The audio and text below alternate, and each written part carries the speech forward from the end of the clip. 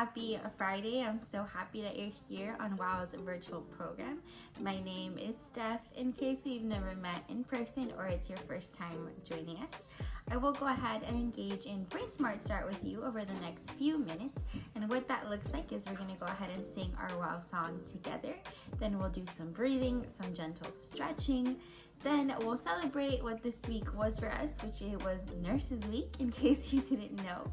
And then we'll go ahead and do our commitment, our wishful, and I'll let you know the rest of your schedule for today. Does that sound good? Let's go ahead and get started. Wild cats, listen up, high five a friend and sing along. Wild cats, listen up, high five a friend and sing along. We are all in this together. We are WOW, you and me, united and free. We are all in this together. We are WOW, you and me, united and free. We are all in this together. We are WOW. Ready? We are WOW. Awesome. Let's go ahead and do some gentle stretching. So we're going to go ahead and do the lesson that we did on Monday with some gentle chair stretching. So hopefully you already know how to do this. It's very easy. You can stay in your seat, but remember the most important part is just to stretch and get moving. So if she does something that is a little bit too hard for you, do not worry. Go ahead. You could just watch or take a moment to stretch in a way that you feel comfortable with. So if she's doing a lunge with her leg and it's too difficult or you simply just can't do it, no worries. Go ahead and spend some extra time on your shoulders or your neck. Does that sound good? Stay safe. Let's go ahead and do some chair stretching. Ready to start with this chair stretch? I want you to sit up nice and tall with your hands by your sides. Take a deep breath and inhale the arms up towards the ceiling. And exhale, relax them by your side. Twice more. Inhale, reach. And exhale down. Last one, deep breath. And relax. Reach your right arm over your head to side bend. Return to center. Left arm side bend like you're painting a rainbow. Center. And again, reach over, center, and over, center. Two more, one each side. Reach, and relax. Last time, and relax. Open your arms out into a T, open the chest. Round the back, give yourself a hug. Again, reach and open. Round and hug. Last one, reach open. Round hug. Reach open. Take your hands behind your head. Tummy in, breathe in. Exhale, twist to one side. Inhale, return to center. And exhale, twist other side. Good, two more just like that. Inhale, lifting, and exhale, twisting. Oh, this is tight. Inhale, lift, and exhale, twist. Come back to center last time. Twist over, reach in center, and twist over. Good job. Reach your arms out. Bring your right knee in and give yourself a hug. Open arms out, switch sides. Give yourself a knee hug. And open. Oh, you should feel the lower back, the hips, the life feeling stretched, and better as we keep moving. Good. Last time on this side, take it to the right and hold. Circle the ankle, 1, 2, we're gonna go 3, 4, 5, other way, circle 5. 4, 3, 2, 1. Open the arms, drop the legs, switch sides, bring it in. Circle 1, 2, 3, 4, 5. Reverse, 5, 4.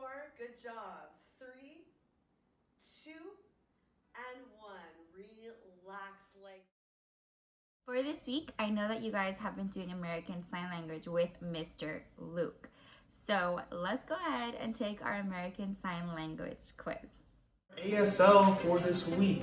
Okay, so since this is National Nurses Week, we're going to be doing our ASL based on that, right? So our first ASL word is... I'm going to show you the word, and then you guys are going to tell me what word that is, and then I'll come back to see if you got it. Okay? Let's do this. Your hand like this, and you take your other one, and you just... This is the letter N, right? You remember N, like Nancy, right? N. And you're going to take your finger like this, and you're going to kind of tap like you're taking a pulse, right? All right? Then... What word is this?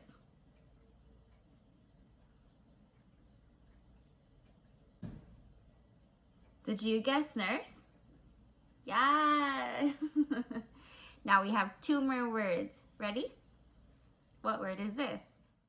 You're going to do the sign for D instead of N, right? So you're going to do D. You can take your wrist again. Okay.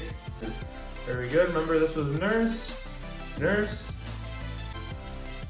If you guessed doctor, correct. Very good. Last one. Take your arm on the side here, like where your shoulder is. You're going to take the letter H, okay? And you're going to do a cross. Yes, that is hospital. Perfect. So you have the 3 words for this week. And if you didn't get them correct, don't worry, keep practicing, okay? You'll get it soon enough. This week, we are wishing well all of the healthcare workers.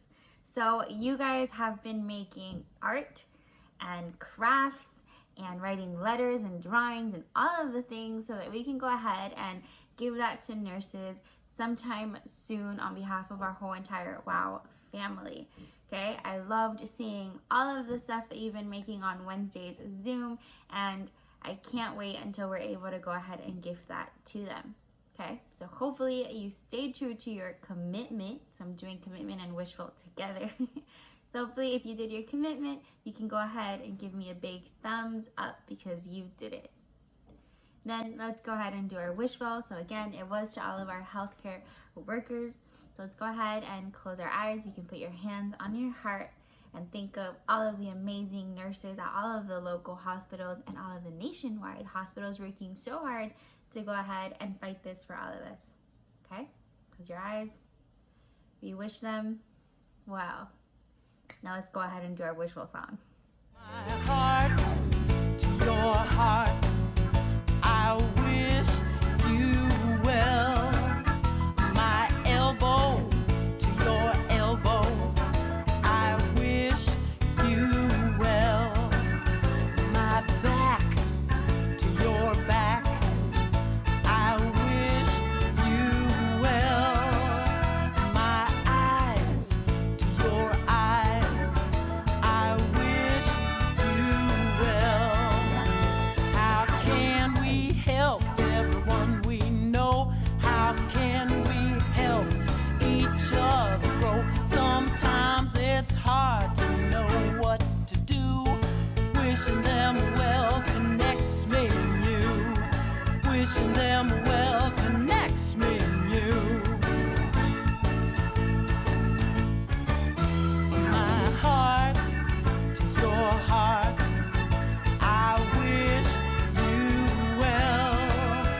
My elbow to your elbow, I wish you well.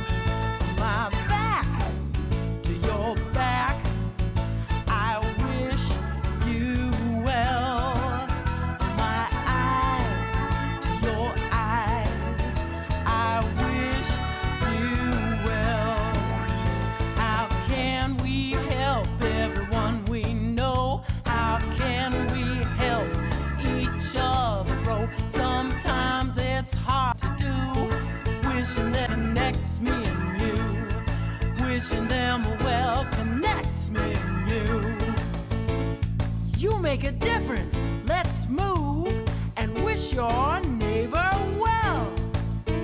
My knee to your, I wish you well. My shoulder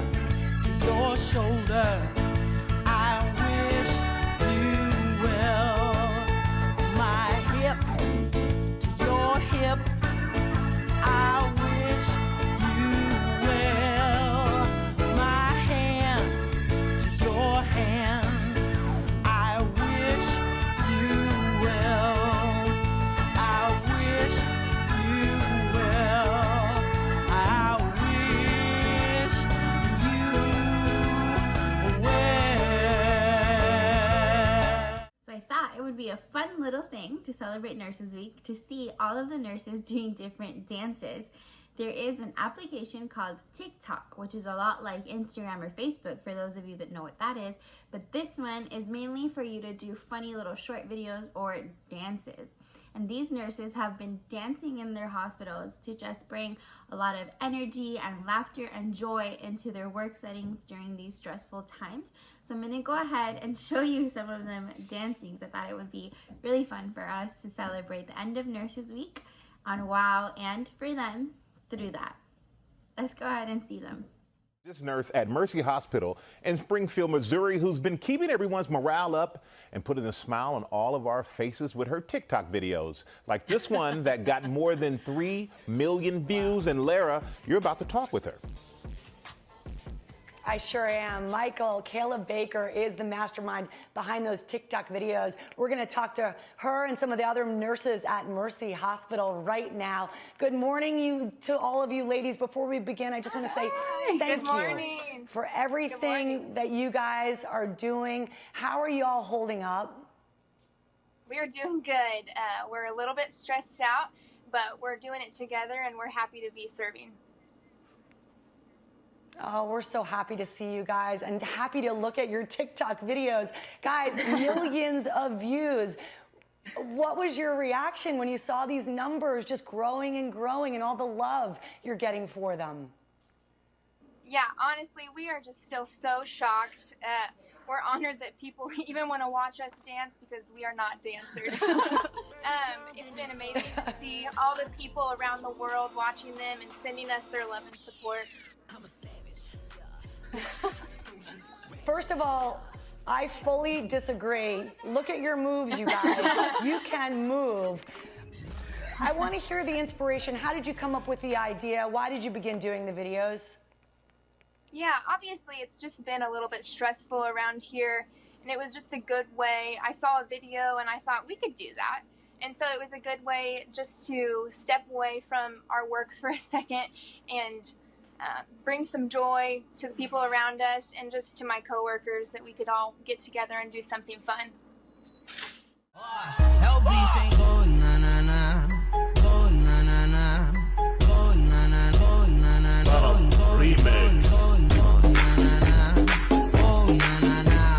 Big, big booty, what you got a big booty. Big, big booty, what you got a big booty. Big, big booty, what you got a big booty. Big, big booty, what you got a big booty.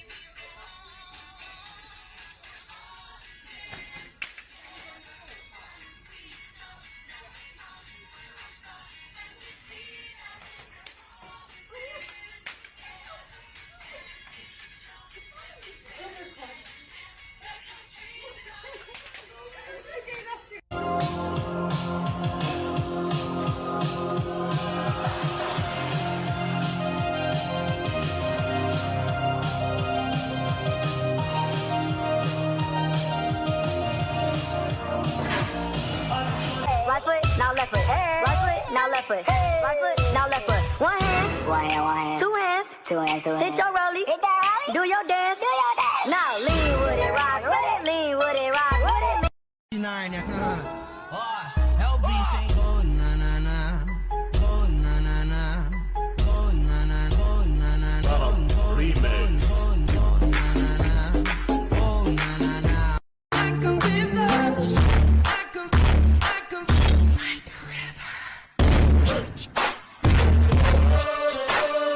You stay saying I can't dance, but I hit the folks like this and you hit the folks like that, and I dab like this and you dab like what is that, and I footwork like this and you footwork like this, and your point is exactly. Why is everything chrome? Man, this beat got me feeling like the franchise boys in this bitch. Lean with it, rock with it, lean, sweat, rock.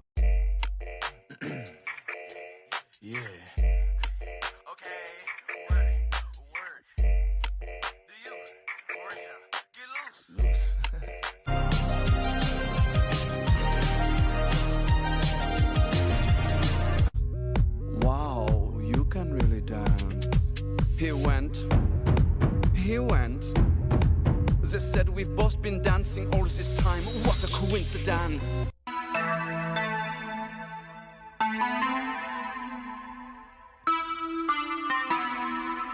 Black Beatles in the city, be back immediately to confiscate the money.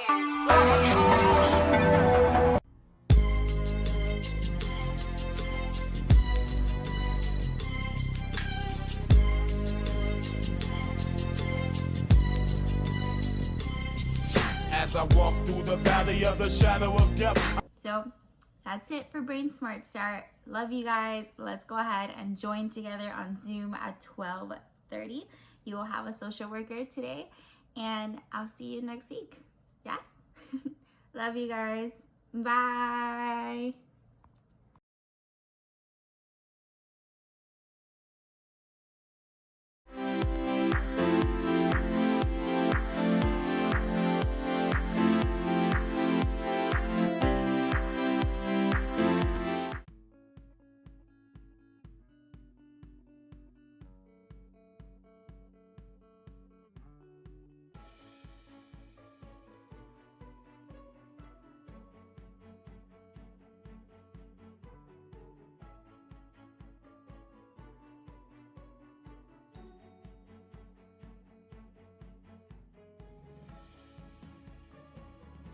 Hey guys, Miss Caro here with another virtual art lesson for you guys. Happy Friday. We are going to end and wrap up our week with our Healthcare Heroes activities.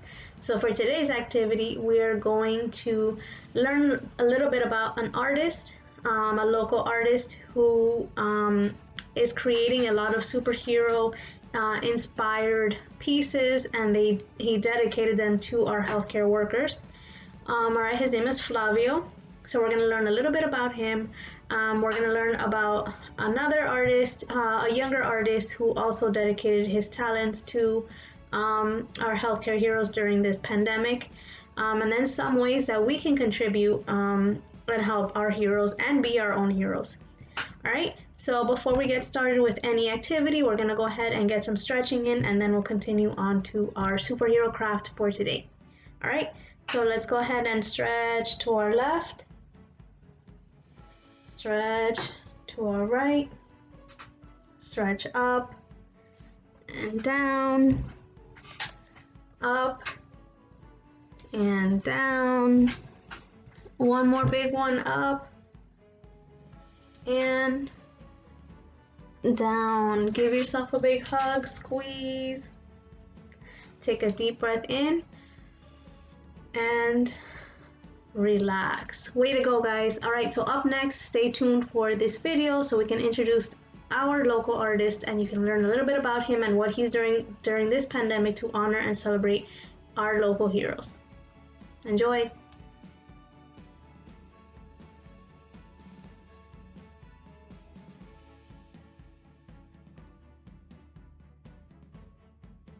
Welcome back. Well, during the past 6 weeks, we've seen a number of people doing countless examples of giving back to their community, from sewing masks out there to delivering food to just staying home. Well, one local artist has found a way to use his talent to make a contribution himself. Here's Ari Odzer with the story.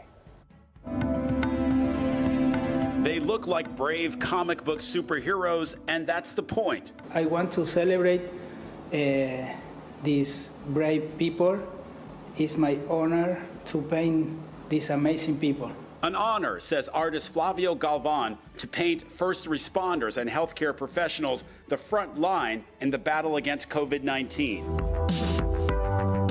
Galvan made time-lapse videos as he created these paintings. This effort is personal for him, maybe because he studied medicine years ago in Argentina before taking a different career path. So he's always had deep respect for the healers among us, like that nurse flexing in the pandemic's face. I'm inspired by their courage and dedication to save the lives of human beings.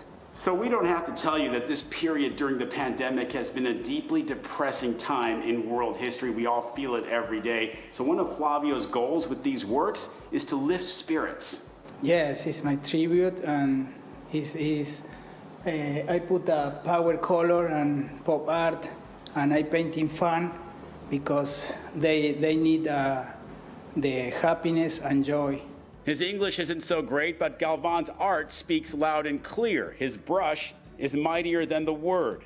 He's made a career with abstract work, but he turned to pop art to make a statement about giving back.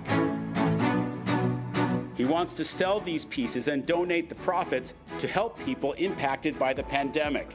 Yes, I need for food, because maybe now all people know have work.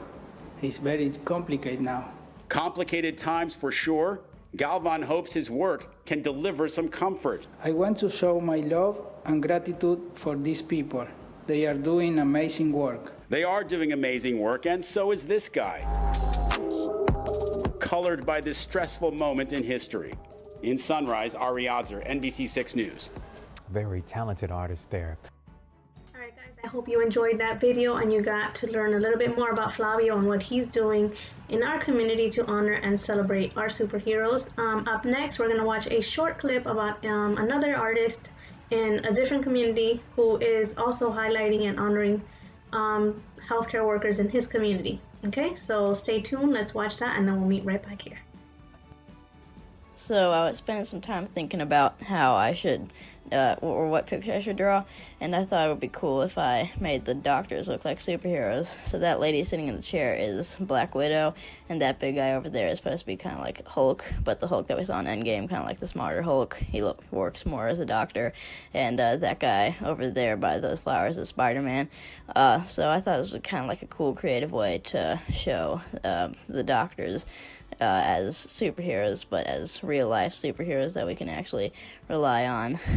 So yeah, this was kind of a creative way to do that.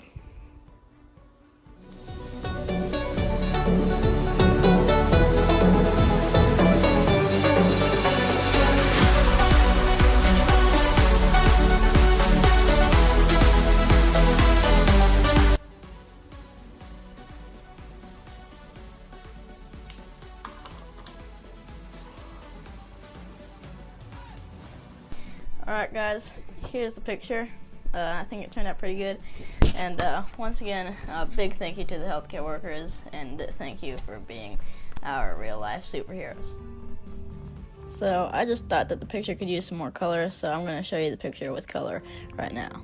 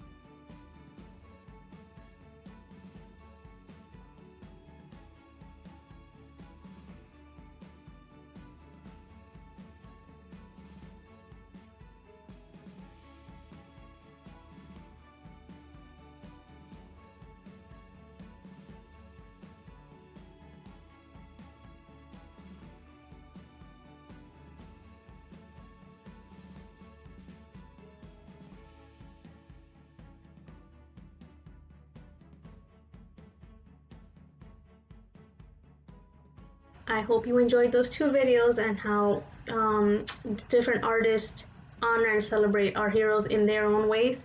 So now it's our turn to honor our heroes. Okay, so for our activity today, we're gonna create superheroes. These are gonna be inspired by superheroes that you see on TV, but you can go ahead and create these and hand them to a healthcare worker or to anybody who you consider a hero in your life, in your community. Alright, so before we get into our craft, again, we're going to go ahead and go over our materials, and then I'm going to give you a minute or so to gather your materials so that you are ready to complete it. Alright, so the first thing you're going to need is this handout. I sent it through email, so you guys should have access to it. Your family members should print these out for you. So these are going to be the logos, and these are going to be the superhero heads that we're going to cut out and color. We're going to need a pair of scissors to cut that out with. We're going to need a glue stick or whatever glue you have on hand. I always prefer this one, like I said, less messy, but you can use whatever you have. You're going to need markers, color pencils, crayons, paint, whatever it is that you use at home. Works perfectly fine with me. I'm going to use color pencils, so these are my color pencils. And you're going to need popsicle sticks. I have different colors just to match each superhero. Not necessary, but if you have them, great. If you don't, any popsicle stick will work. If you don't have a popsicle stick, don't worry about it. You can just glue it on regular paper, or you can use a toilet paper roll, whatever you have on hand that will help your superhero stick. Alright, and you're going to need some colored construction paper for the capes. Alright, so go ahead and take the next minute to gather your materials, and then we'll meet right back here to get started on our craft.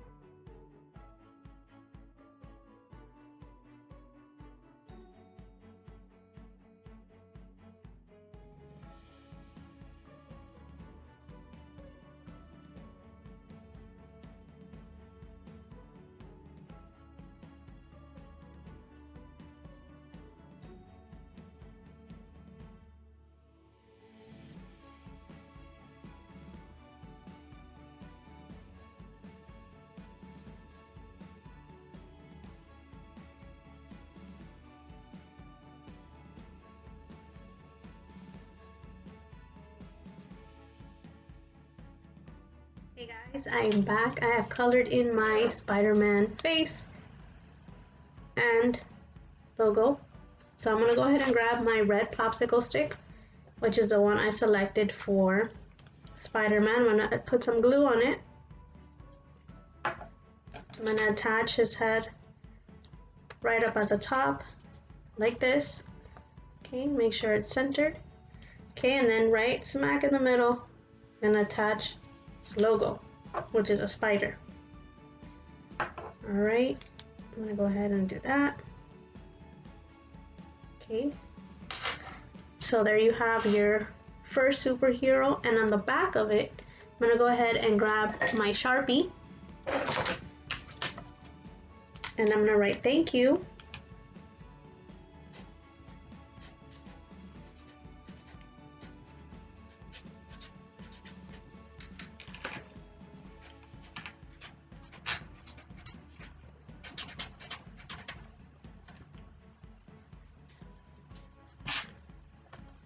Okay, so it says, thank you, you are wow.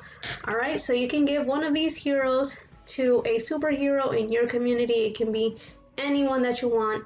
It can be a healthcare hero, it can be an essential worker, like somebody who works at your grocery store, the mail carrier, anybody that you consider a superhero. Alright, and you can give it to them and explain to them the meaning behind it. Alright, so I'm going to go ahead and do this for another superhero. I'm going to do Captain America up next, and I'll show you that one's going to be a little bit different because we're going to add a cape. So I'm going to follow the same steps. I'm going to go ahead and color it in, cut it out, and then we'll meet right back here so I can show you guys how I'm going to do that one with a cape.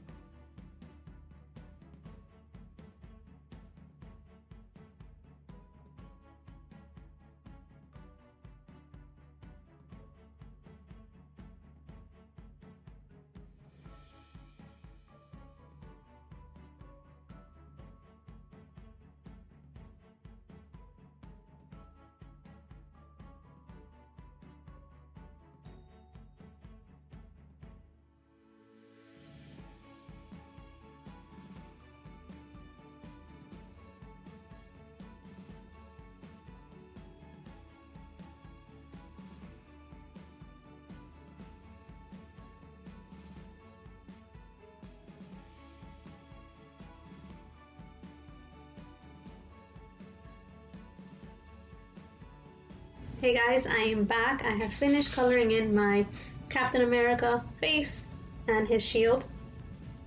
So I'm gonna go ahead and grab my blue popsicle stick, that's the color I chose for Captain America, and I'm gonna add same steps, glue to the top to add the face. Remember to center, make sure it's in the middle. Okay, and I'm gonna add the shield directly in the center. All right, this one's gonna be a little bit different because we're gonna add a cape.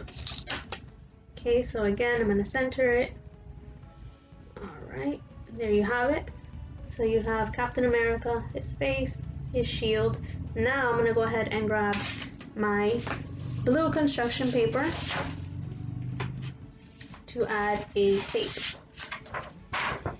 Alright, so the cape is going to be very simple. You can draw it or you can just cut it by hand. I'm going to go ahead and just cut it. It's going to be a triangle. And you'll see why. Okay.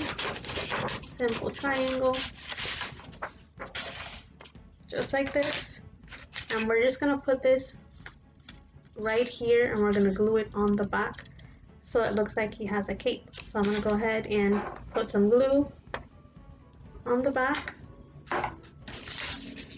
attach my cape.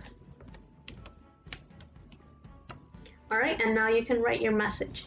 You can write your message straight onto the cape, or you can just sign it down here, whatever you want. I'm going to go ahead and write another message on here. I'm going to put the WOW logo, and then I'll show you guys.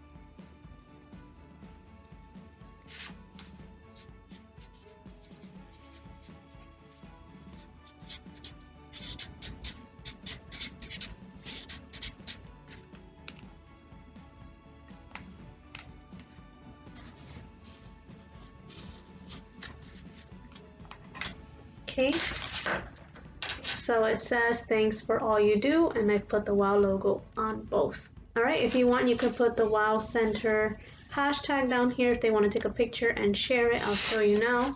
So you'll put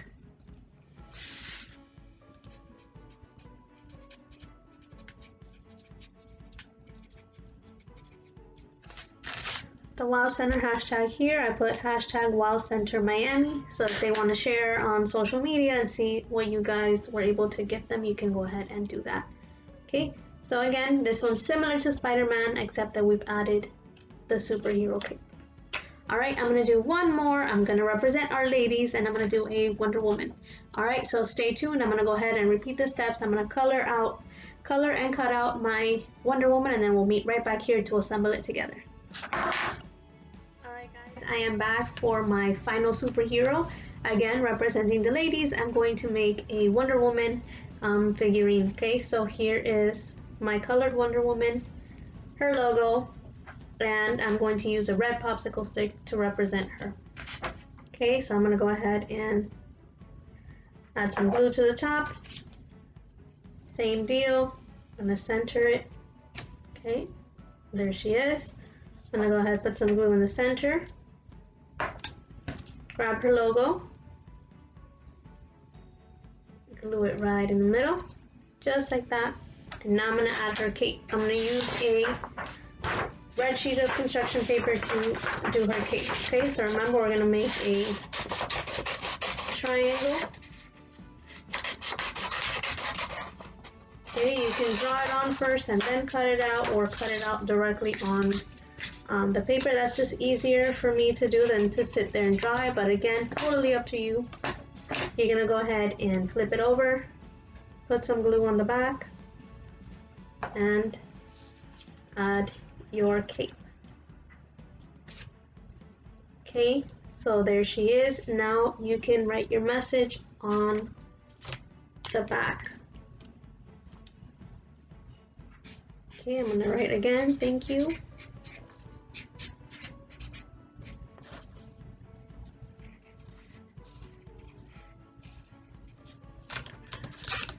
Just like that. Alright, and again, you can give this to anyone in your community that you consider a hero. I have 3 already made. I'm going to continue and make some more to hand them around my community. I can hand one to somebody working at the grocery store, You can do your mail carrier, anyone in your community who you consider a hero. It can be a healthcare worker, anyone. All right, so I hope you guys had fun with this activity and that you guys are able to recreate this and hand it out to someone who you consider a hero. All right, I'll see you next time. Almost forgot, guys. Up next, I'm going to leave 2 videos with you guys to show you how you guys can become your own healthcare heroes and how you can keep our community safe. Enjoy.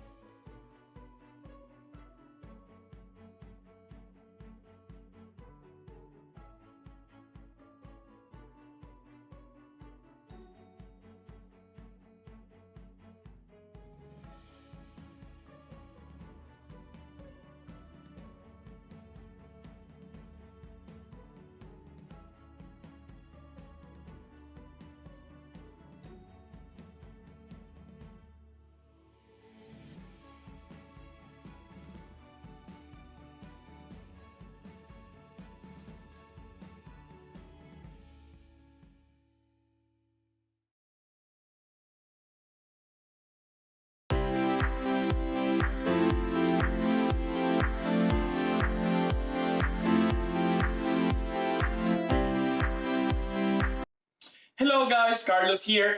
I was watching this video the other day and made me thought, wow, human body is amazing. Check this out.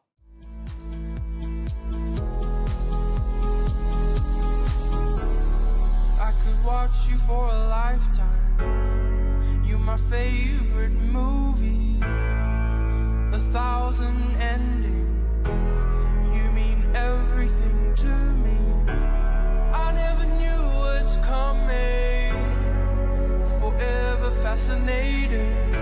I hope you don't stop running. 'Cause I'll always be waiting. You are my cinema. Action, thriller. I could watch you forever.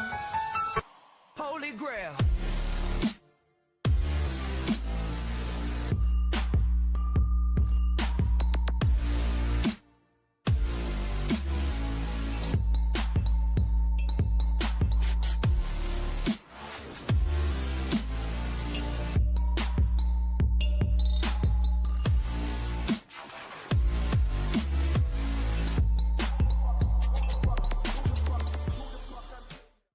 That was an incredible video. Our body can do a lot of amazing things. But in the same way, our body is very fragile as well. Yes, if you want to be healthy, well, we have to take care of ourselves. This week, we have been celebrating the Healthcare Week. And a lot of good people is now fighting to keep us safe and healthy. But we have to do our part as well. And one of the ways to do that is to keep us clean. But how? How do we do that? Well, let's find out. Today in a STEM class, personal hygiene.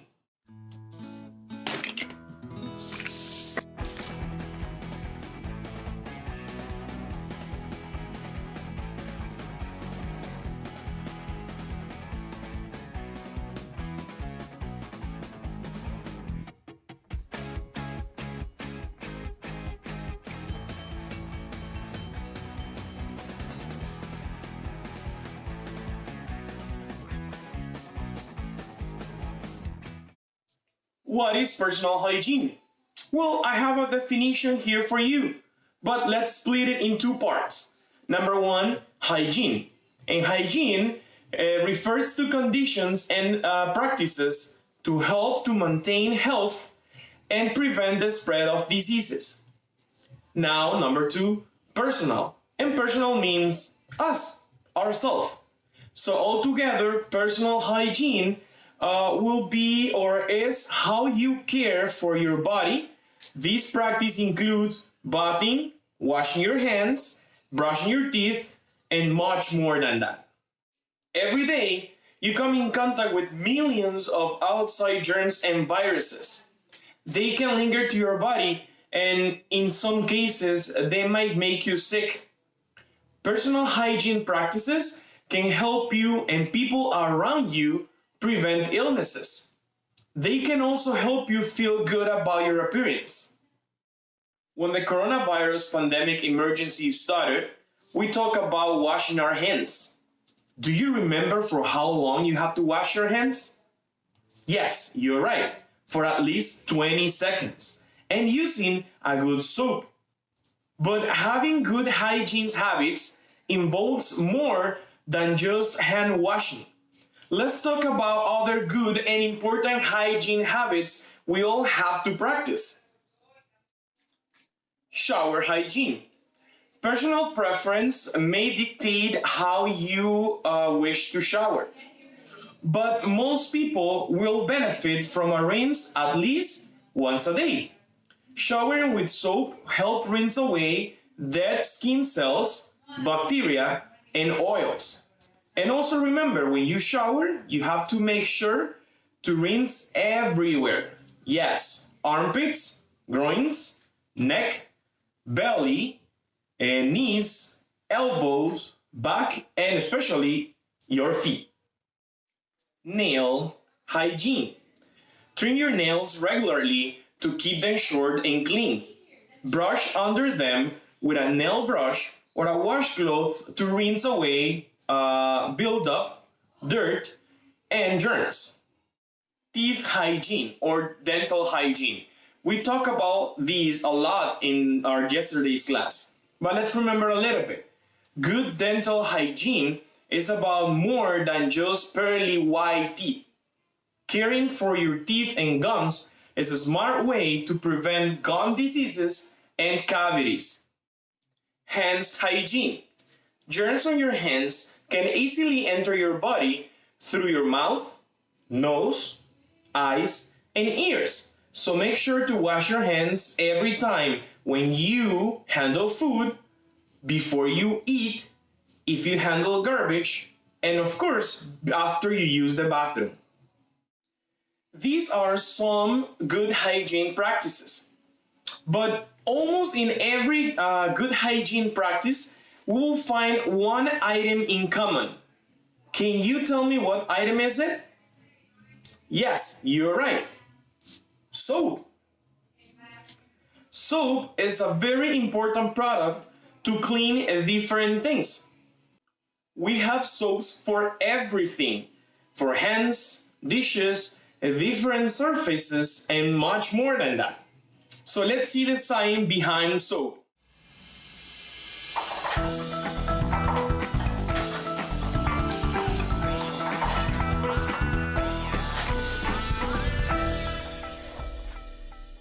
You know the very best way to learn something? By asking questions. No one knows everything after all, so if something comes up that you just don't understand, ask someone that you think could help. I've been thinking about this because of our friend the giant squid. A couple of weeks ago, we were talking about why things float in the water, and I said that some things float in the tub when you're taking a bath and other things don't. But squid lives in the ocean and he doesn't take baths, so he asked me what baths were and why we take them. Hold on, wait, what's a bath? Well, up here, we like to clean ourselves by soaking in a tub full of nice, warm, soapy water. That sounds gross. Do you mean that humans just walk around all day getting dirty? And you know what's really great? After one of our viewers, Zoe, saw that episode, she thought of another question. So she wrote to us and asked, how do baths work? And how do soap and water get us clean? Another great question. First, water is good at dissolving a lot of things. When I say water dissolves something, I mean that it breaks it down into smaller pieces that get mixed in with the water. So for example, when you rinse your muddy hands under a running faucet, two things happen. One, the force of the water pushes the mud off of your hands. And two, the water dissolves some of the stuff that makes up the mud and washes it down the drain. Cool, right? But what about baths? Before we can dive into that, we should probably take a quick look at how we get dirty in the first place. Your skin makes its own oil. This natural oil helps your skin stay soft and healthy. And your skin also makes sweat, which we've talked about before too. Sweat is mostly salt and water. When the water in your sweat dries up, it helps cool your body down, but it leaves that salt and other stuff behind. So all during the day, dirt and dust sticks to the salt and oil. If you let the dirt and oil build up for too long, it becomes a good place for bacteria and other very tiny living things. So it's a good idea to wash often. Now when you get in the tub, the water dissolves the salt and a lot of the dirt that gets stuck onto your skin. But one thing water can't dissolve is the oil itself. Why? Because oil and water just don't mix. You can see so for yourself. If you pour some water in a glass and add a bit of cooking oil, you'll see that they form two completely different layers. Water particles are small and stick together very tightly, but oil particles are bigger and don't stick together as well. So if water can't mix with oil to wash it away, then how can you get that oil off your skin? That's where soap comes to the rescue. Soap can't dissolve oil, but it can stick to it really well and help wash it away. If you could look at the particles that make up soap, you could see that they each have two different ends, and each end is attracted to or pulled toward different kinds of things. One end of the soap particle is pulled towards water, and the other is pulled toward oil. So when you mix soap with oil and water, one side of each little soap particle sticks to the oil, while the other side sticks to the water. And then when you rinse off, the soap, oil, and water all go right down the drain. So now you know how water and soap work together to get us squeaky clean in the tub. And if you happen to see squid before I do, tell them yourself. Thanks for asking all these great questions. Do you have a question that you would like us to answer? If you do, just let us know by sending us an email at kids@thescishow.com. Thanks, guys, and see you next time.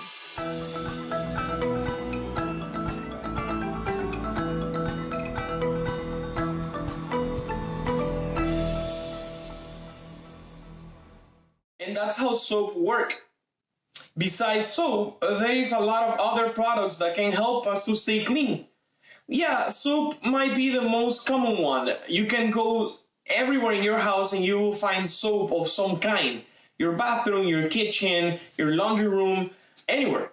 But as I said, there is a lot of other products. There are some very, very artificials that we can find and buy in every store and every supermarket and places like that.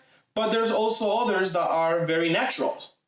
In fact, in our house, we can find products that we don't know that can actually help us to clean. Things that we can just find in our kitchen, in our pantries, and actually if you mix them well, they can help us to clean not only ourselves, but the surface and areas in our house. As I said, there is a lot of different products that you can find in your house. We literally don't know that when we use them, we are actually, well, cleaning. For example, the first one that I have here is vinegar. This is natural, and a lot of people prefer these over some artificial products. This one cleans very well, especially the kitchen and places like that. The food, you can use this one to wash your food as well, mix it with some water, and that helps to clean your food very well. Another one that I have here is alcohol. And this one, never, please, never drink it. It's not to drink. You can use it maybe to disinfect your hands. You can mix it with some water and you can disinfect some furniture, your kitchen maybe, but never to drink. Something else, in order for this one to be good, it has to be at least 65 or 70%, like this one over here. Something else that I have here is hydrogen peroxide. This one also can help you to disinfect, especially if you cut yourself, you can use this one and it works very well. And one that is actually really good is baking soda. Baking soda works a lot better if you mix it with vinegar, especially to wash your food. Actually, you can mix all these ingredients together and really good cleaning products and natural cleaning products will come up. I have a video that will explain it better. Pay attention. Hey everyone, it's Melissa Maker here, and I get asked this question all the time, so I thought I would do a quick bonus video. It's a little different than the Ask Melissas, but let's see where this one goes. People love to know homemade cleaning recipes for whatever reason. Maybe they want to try to be more economical at home or perhaps more environmentally friendly. Whatever it is for you, you've obviously clicked on this video because it's of interest. So what I'll do is give you my 5 favorite homemade recipes.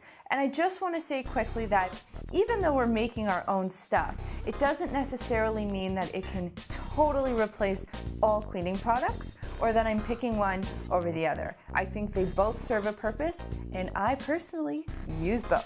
So let me show you the ingredients that we're going to work with, and then we'll get right into those recipes. First thing we have is just regular dishwashing liquid.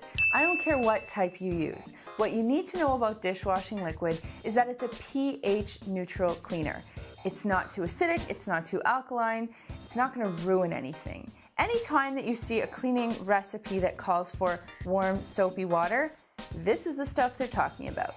Next up is vinegar. It can deodorize, mildly disinfect, descale, and degrease, and it's also good on fish and chips. Rubbing alcohol. The magic number for rubbing alcohol is 65% USP. This one is 70, so I'm in good shape. As long as it's above 65%, you know it's a disinfectant.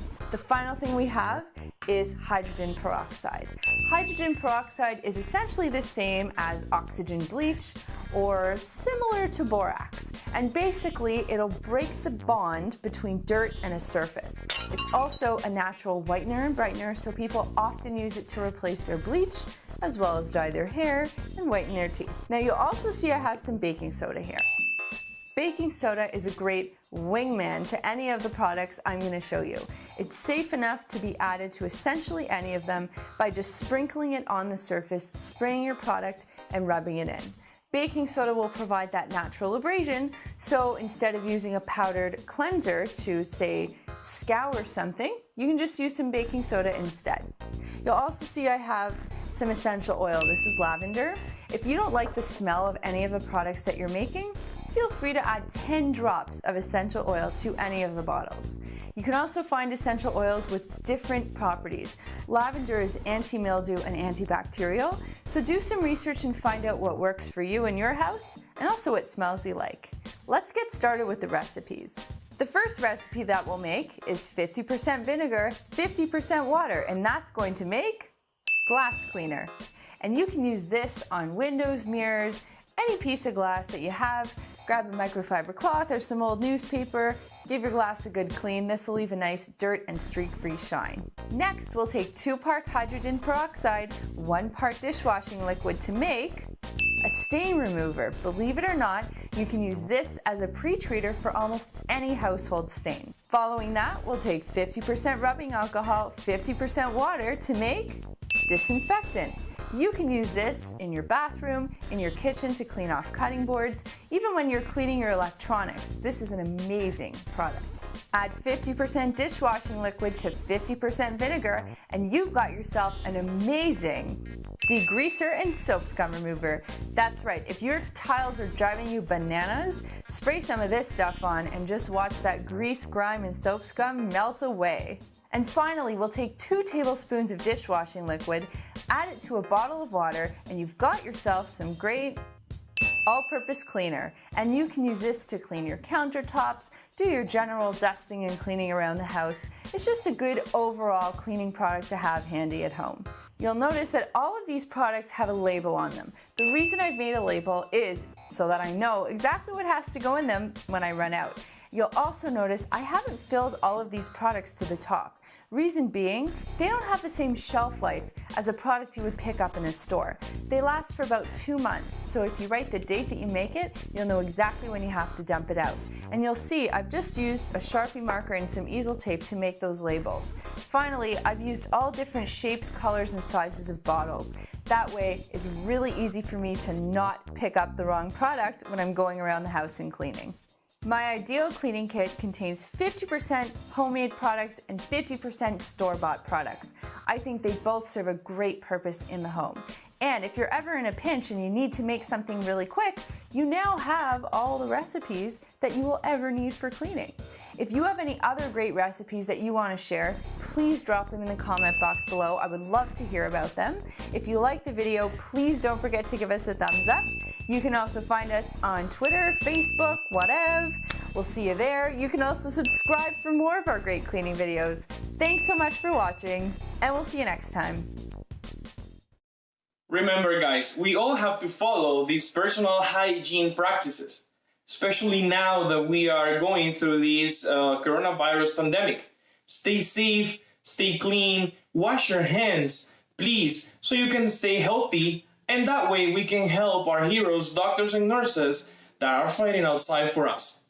This was the class for today. Remember, if you want to follow the recipes that our video before show us to do cleaning products, please ask for help and please ask for permission to get the ingredients, the soap, the vinegar, and all those stuff. Don't do it by yourself. Always ask for help, okay? I have a couple of questions here for you as always, and get ready with a pencil and a paper to answer your questions. It's very simple. Guys, it was amazing to be with you. I hope you enjoyed this video about personal hygiene. Practice it all the time, okay? All the time. I'll see you next class. I wish you well. Bye.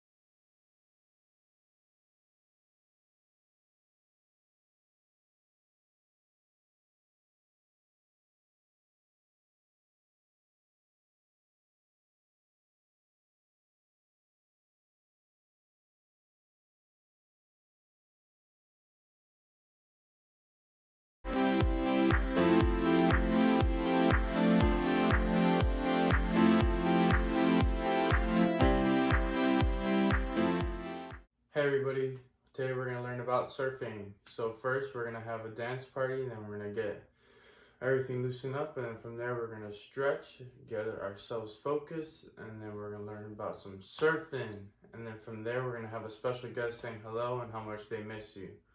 Alright guys, let's get started. Across the USA, then everybody be surfing like California, yeah. You see them wearing their baggies, Urachi sandals too, a bushy blonde hairdo, surfing USA.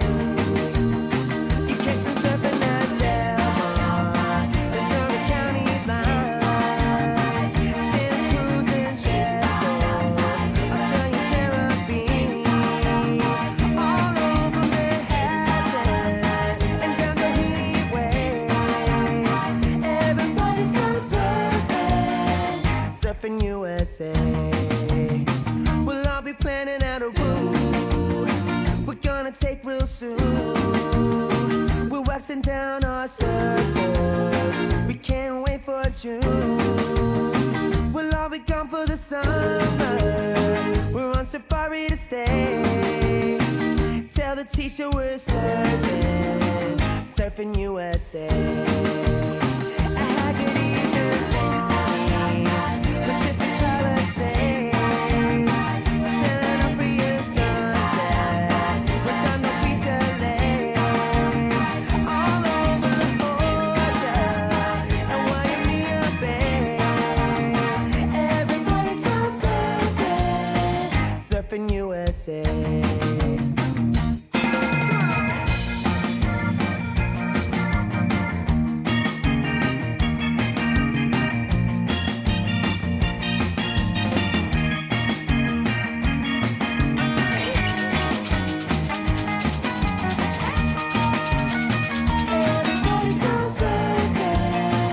surfing USA. Everybody's gone surfing USA. Everybody's gone surfing USA. Yeah, everybody's gone surfing USA. Alright guys, now that we're loosened up and sweating a little bit, we're going to do some stretching, okay? So you're going to put your arms out, stretch back, and then you're going to put your right hand over, left hand under. You're going to count from 10 down, okay? So 10, 9, 8, 7, 6, 5, 4, 3, 2, 1. You're going to bring it back, stretch it back, and then right hand under, left hand over. You're going to count 10, 9, 8, 7, 6, 5, 4, 3, 2, and 1. Awesome. Shake your shoulders a little bit, loosen up, and now, roll your neck. You're going to go back, and then you go all the way around. Then once you reach back to where you're in the middle, you're going to go the other way. Okay? You can do it at your own pace, okay? Alright, so now from there, we're going to put our hands up high and stretch like if you're touching the sky. And then you're going to go down, okay? And you're going to try to touch your toes if you can. And you're going to hold it for 5 seconds, okay? 5, 4, 3, 2, 1. Oh, awesome. Alright, now to stretch our hands, you're gonna put your hand back, okay? And you're gonna count 10, 9, 8, 7, 6, 5, 4, 3, 2, 1. Now you're gonna go down, up, down, up, down, and up. Awesome. Now we're gonna do the next hand. Pull it back. Another 10, 9, 8, 7, 6, 5, 4, 3, 2, and 1. You're gonna go down, up, down, up, down, and up. All right, shake your hands, shake them like the hokey pokey. All right, guys, now that we're ready for this, we're gonna get on with the lesson. All right, guys, now this is my surfboard. This is about a medium size. This is a little more than 6 feet. And for these type of surfboards, they're really meant for like doing big cool tricks and doing sharp turns. And like when you get them big, like meant for really big waves.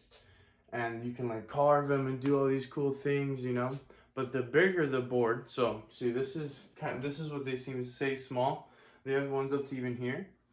But the bigger the board is, the easier it is because you have more weight distribution. So you're able to maneuver more and you're able to catch 2 feet waves. So, and then what we use on the surfboard, obviously you can see mine's kind of dirty. So first, let's say if I were to go surfing, we would scrape off all the sand with this specific cone. It's a plastic cone. And it has a thread on one side, like if you're gonna comb your hair, and the other side is like almost like a sharp edge, like a knife, but obviously it's plastic. And you put it in an angle to scrape off all the sand and the wax. Okay, and then what we do is after you do circles. So what happens is they use wax, or I would use wax, to allow my feet to grip, because you can see it's super smooth. But here you can hear the grittiness from the sand that's stuck there. And what that allows is that so you don't slip off. Okay? So now to learn more about the surfing history, we're gonna watch this video, okay? Awesome. For some, it's a serious sport. For others, just a way to let loose. But despite its casual association with fun and sun, surfing has a richer and deeper history than many realize. What we today call surfing originated in the Polynesian islands of the Pacific Ocean. We know from various accounts that wave riding was done throughout the Polynesian Pacific, as well as in West Africa and Peru. But it was in the Hawaiian archipelago in particular that surfing advanced the most, was best documented, and, unlike elsewhere in Polynesia, persisted. And for the people of Hawaii, wave sliding was not just a recreational activity, but one with spiritual and social significance. Like much of Hawaiian society, nearly every aspect of surfing was governed by a code of rules and taboos known as kapu. Hawaiians made offerings when selecting a tree to carve, prayed for waves with the help of a kahuna, or an expert priest, and gave thanks after surviving a perilous wipeout. Certain surf breaks were strictly reserved for the elite. But it wasn't just a solemn affair. Surfers competed and wagered on who could ride the farthest, the fastest, or catch the biggest wave, with superior skill granting respect, social status, and romantic success. Though it was later called the sport of kings, Hawaiian men and women of all ages and social classes participated, riding surfboards shaped from koa, breadfruit, or wili-wili trees. Many Hawaiians rode alaya boards, which were thin, mid-sized, and somewhat resembled today's shortboards. Some mounted paipo boards, short, round-nosed boards on which riders typically lay on their stomachs.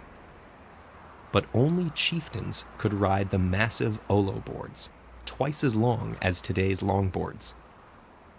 Unlike most modern surfboards, all boards were finless, requiring surfers to drag their hands or feet to turn. We don't know exactly when wave sliding was invented, but we know that it had already been practiced in Polynesia for centuries by the time it was described in 1777 by William Anderson, a surgeon on Captain Cook's ship, Resolution. Although Anderson was in awe, most of the American Christian missionaries who arrived in Hawaii several decades later regarded surfing as sinful, and they discouraged it, along with other aspects of native culture. The biggest threat to surfing, however, was the threat to the natives themselves. By 1890, new illnesses introduced by Europeans and Americans had decimated the Hawaiian people, leaving fewer than 40,000 from a pre-contact population that may have exceeded 800,000. At the same time, foreign influence grew, with white settlers overthrowing the native monarchy in 1893, and the U.S. annexing the islands 5 years later. The end of Hawaii's independence coincided with surfing's native-led revival, a revival soon exploited by the American colonizers. But first, some Hawaiians took surfing overseas. In 1907, George Freeth, the so-called Hawaiian Wonder, traveled to the West Coast and gave surfing demonstrations in Southern California.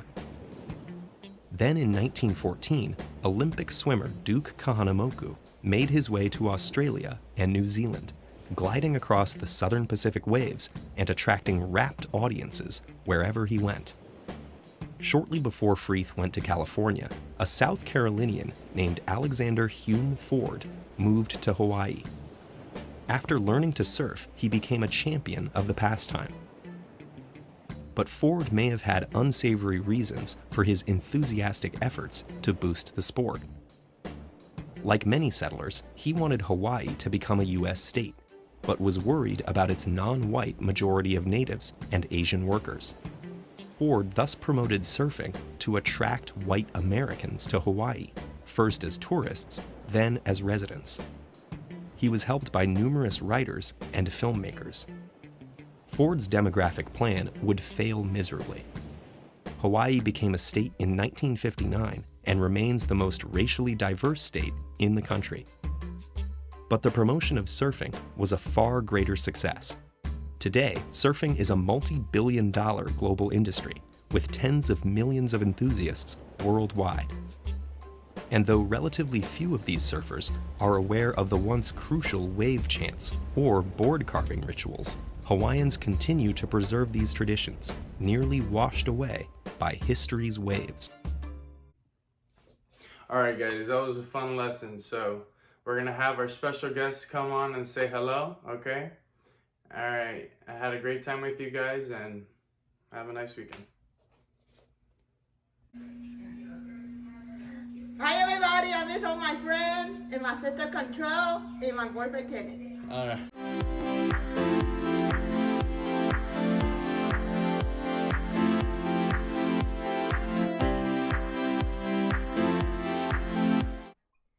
Hey everybody!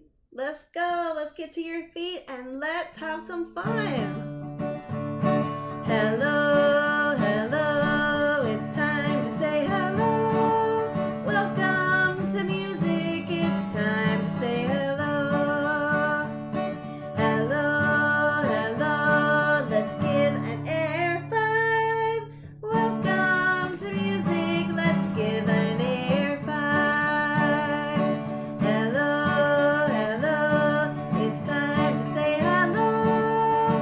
Won't you dance with me? It's time to say hello. Hello, hello, it's time to say hello. Let's give a smile. It's time to say hello. I miss your smile so much. Oh my goodness, thank you for getting up and dancing and singing with me. I miss your smiles, I miss your hugs, and I'm so happy to spend this time with you right now. So this week we're talking about health. We're talking about the healthcare workers and all that they've done for us, the nurses, the doctors, everyone who works at the hospital. We're so grateful and we're so thankful for them and what they do for our community. And we're going to continue to highlight them a little bit today and have some fun with it. So I would like to show you a video that's a lot of fun. But before I do, let's sing. Way a few weeks ago, we sang a song called Every Little Cell. Do you remember that? That's a good way to keep ourselves healthy and to give our brain positive feedback and positive thoughts. We're telling ourselves that we're healthy and we're happy and we're strong. Let's see if we all remember it together. All right, here we go. Every little cell in my body is happy. Every little cell in my body is well. Every little cell in my body is happy. Every little cell in my body is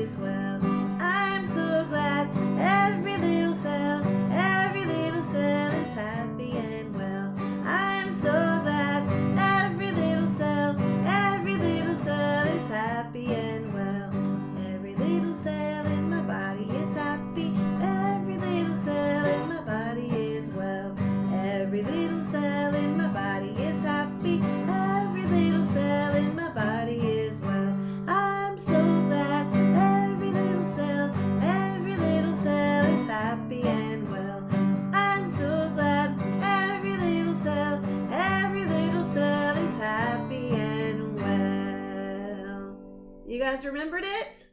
Yes. So let it get stuck in your head. You say it over and over again. I'm healthy. I'm well. I'm happy. Okay, so now is the fun video I want you to see. So bear with me. Stay with me. Here we go. It's time for Make My GMA Day, where we're showcasing someone special. So take a look at these videos taking over the internet of Tony Atkins, known as the Dancing Doc. He's a real-life Patch Adams, putting smiles on kids' faces every day at the Children's Hospital of Orange County. And right now he is here with us, so give it up for the Dancing Doc, Tony Atkins! Yeah.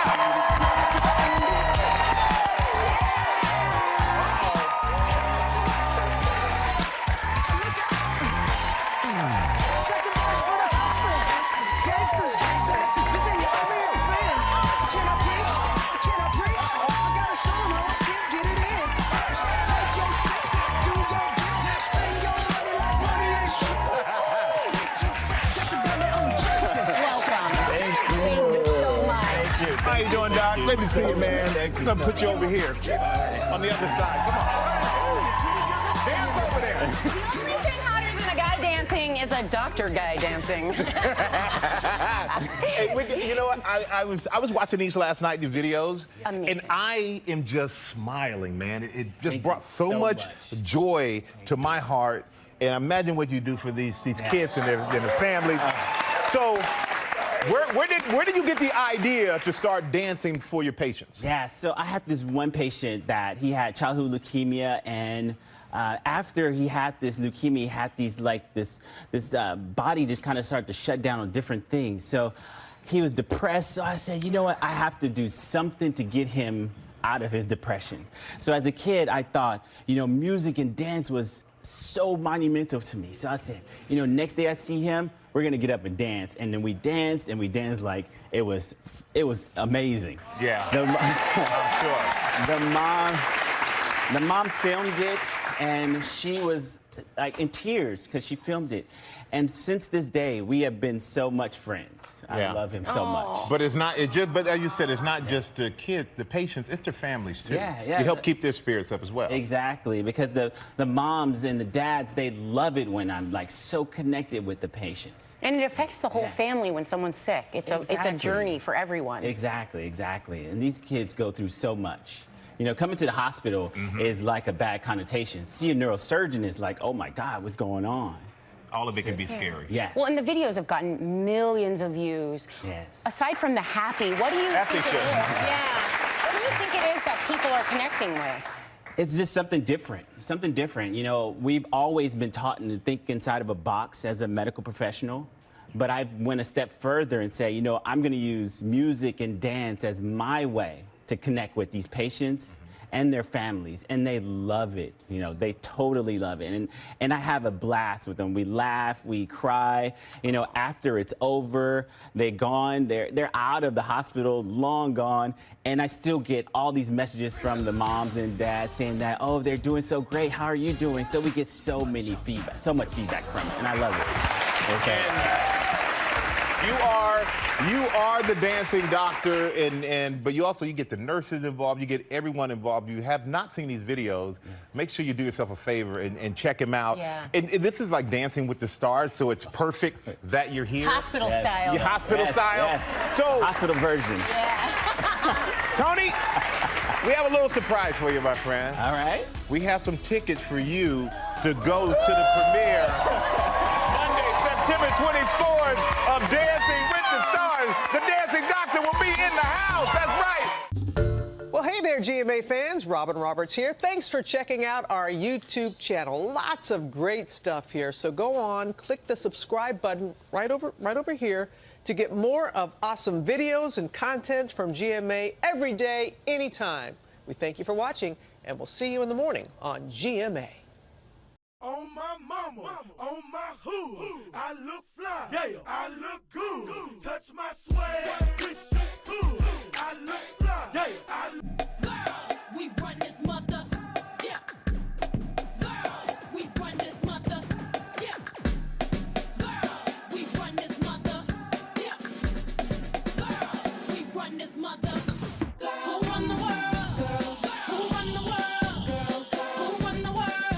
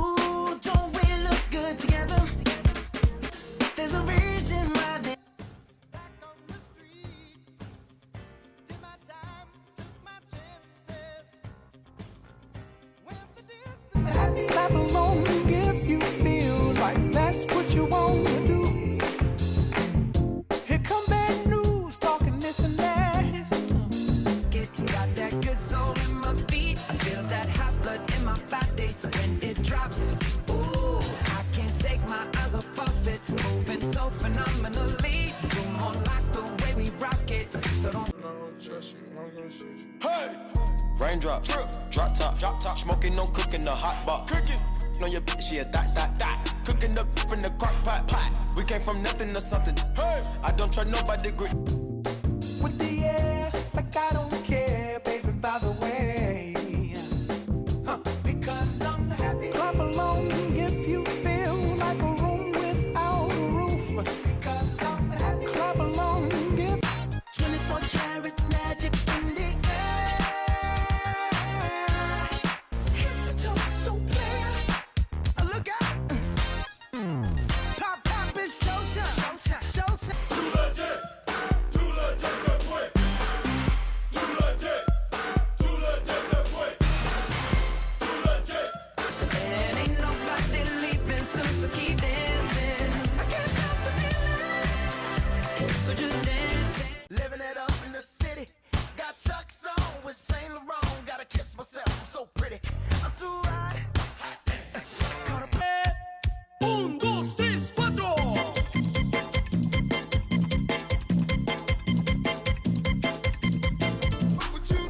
I'm living my best life. Ain't going back and forth with you. You got a lot to be smiling for. Kiki, do you love me? Are you riding? Say you never ever leave from beside me. Cause I want you, and I need you, and I'm down for you.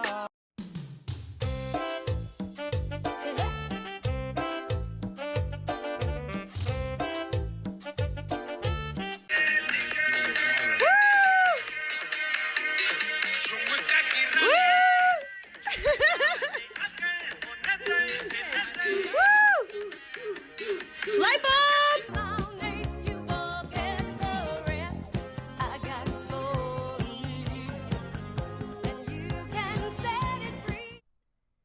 Wasn't that great? I absolutely love that. I always smile. I want to get up and dance with him. His joy is contagious. His dancing is contagious.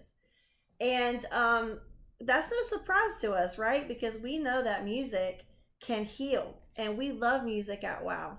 So what did he say? He said music and dance was his way to connect with his patients and their families and to bring them joy. I love that. So how can we then bring joy to the healthcare workers? We talked about it the other day about the rainbows and hope. Did you guys draw a rainbow? Have you done that already? If you haven't, I included rainbows in your packet, so make sure that you draw a rainbow or you color a rainbow and give it to whoever comes to WOW to see you. And let's make sure the healthcare workers get those. Excuse me. So I want you guys now to join me in singing I Am a Rainbow. Let's remind ourselves about that song from the other day. And then I'm going to let you see a quick video of my family and a project that we did together to make rainbows. All right, let's do it. Let's see if you remember. Sing along with me. I am a rainbow. I am a rainbow. I'm every color. I'm every hue. I am a rainbow. I am a rainbow. I know that you are a rainbow too. To make a rainbow, you must have rain.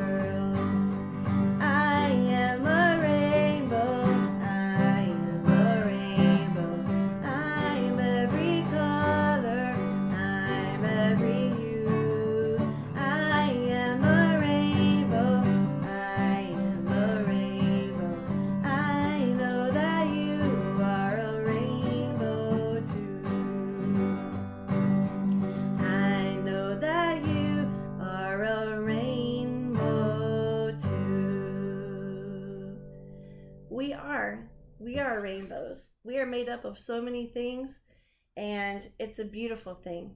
So now let's see this video of our family, what we did to honor the healthcare workers and to give hope even to our neighborhood. You guys can post on social media if you would rather do that, or if you want to do a drawing and post on social media. I know a few of you guys use Instagram and Facebook, so this is a great way to honor them. Or if you want to, this could be a way to help your neighborhood to feel better, because I know a lot of people, all they can do is go walking right now. So we thought it would be a great way to cheer everyone up if they see rainbows and the word hope. Watch with me.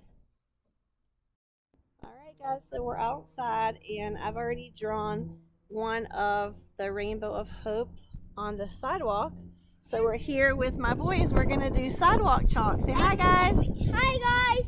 And we were practicing on our rainbows. Look over there. Oh. Look over there. Look, I'm not doing it.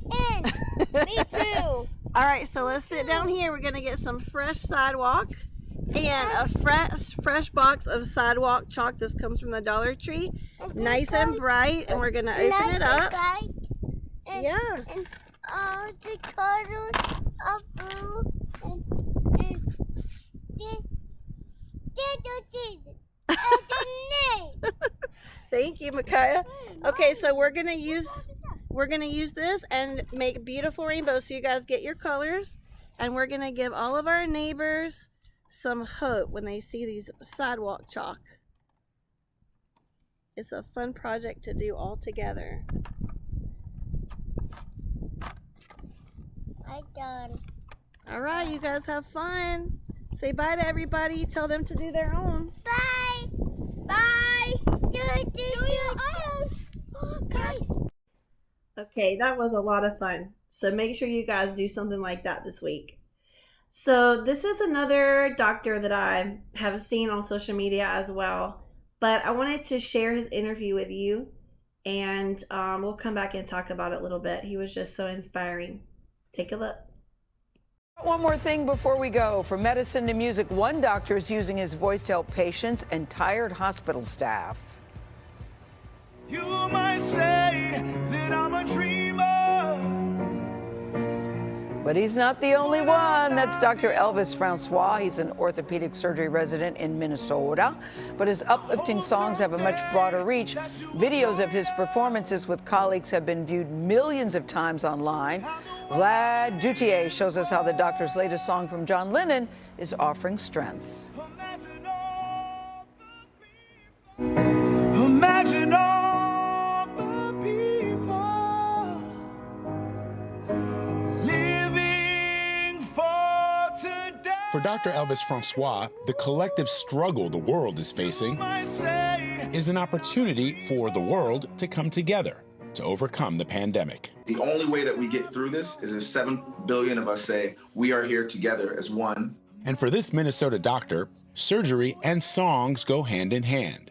There's a new sun in the sky, and you know how I feel. There's a lot of anxiety, there's a lot of fear, and you know, for me, whenever I've had those moments in my personal life, music has always been something that I've found I've been able to gravitate towards, and it sort of brings things to ease. An ease Francois hopes to share with millions of people through the power of music, something he believes has the potential to heal anything. Medicine, you know, I found, you know, goes only so far, and surgery only goes so far. But, you know, music goes places that medicine can't go. When I can see people from all walks of life taking care of a person to make sure we save that person's life, that's hopeful to me. And so I think as long as I see that, I can't ever lose hope. I hope someday that you will join us,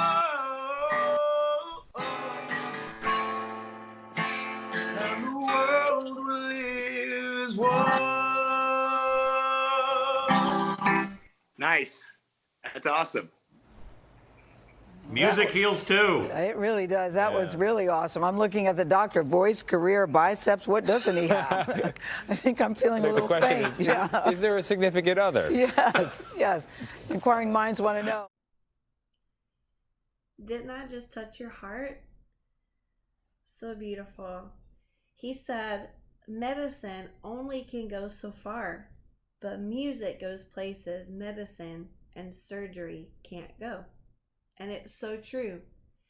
Music touches the soul, guys. So keep singing, keep dancing. And with that, I want to sing goodbye to you guys, but don't turn off the video yet, because right after I sing goodbye, you're going to see a moving tribute from that doctor and his friend. They're going to sing Lean on Me and celebrate the healthcare workers. We've had a great week together. I love you guys. Let's sing goodbye.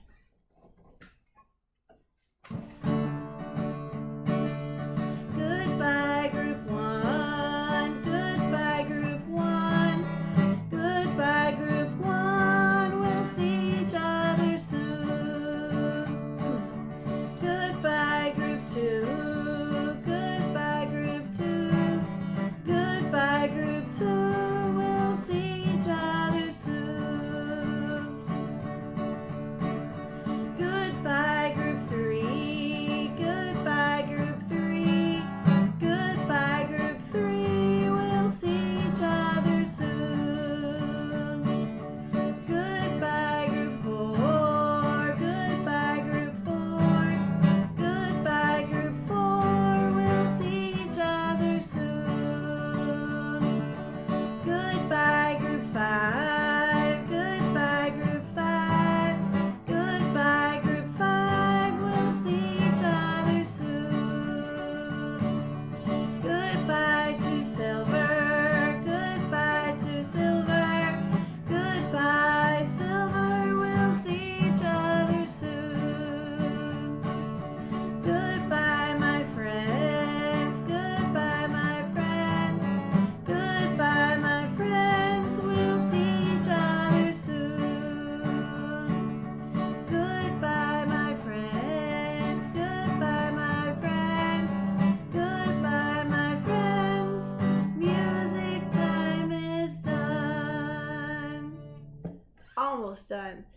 So I want to remind you, draw your rainbows, color your rainbows, paint your rainbows, sidewalk chalk your rainbows. Just make sure you get your rainbows done this week and turn them in, okay? I believe in you guys. I know you can do it. This will mean a lot to our healthcare workers, our nurses, and our doctors.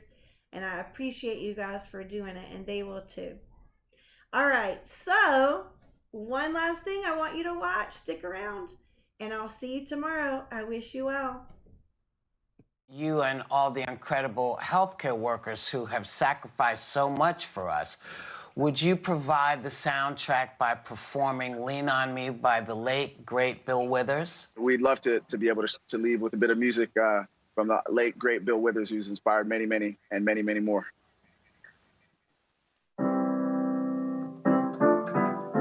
Oh, yeah, yeah.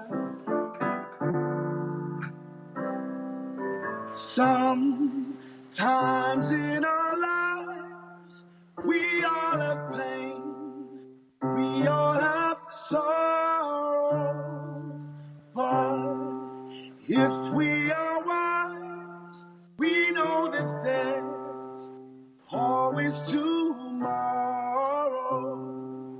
Lean on me when you're not strong. I'll be your friend.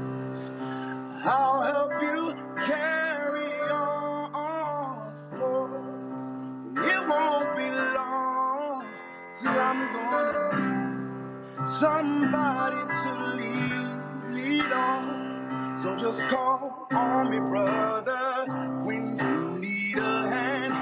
We all need somebody to lean on. When you're not strong, I'll be your friend.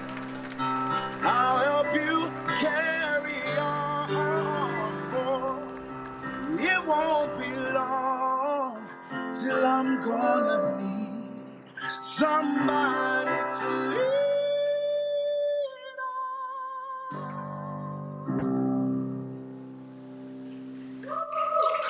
Awesome. Thank you. Wow. Our thanks to Dr. Elvis and Dr. William and all of the amazing healthcare workers who day after day risk their lives for all of us. Thank you, thank you, thank you.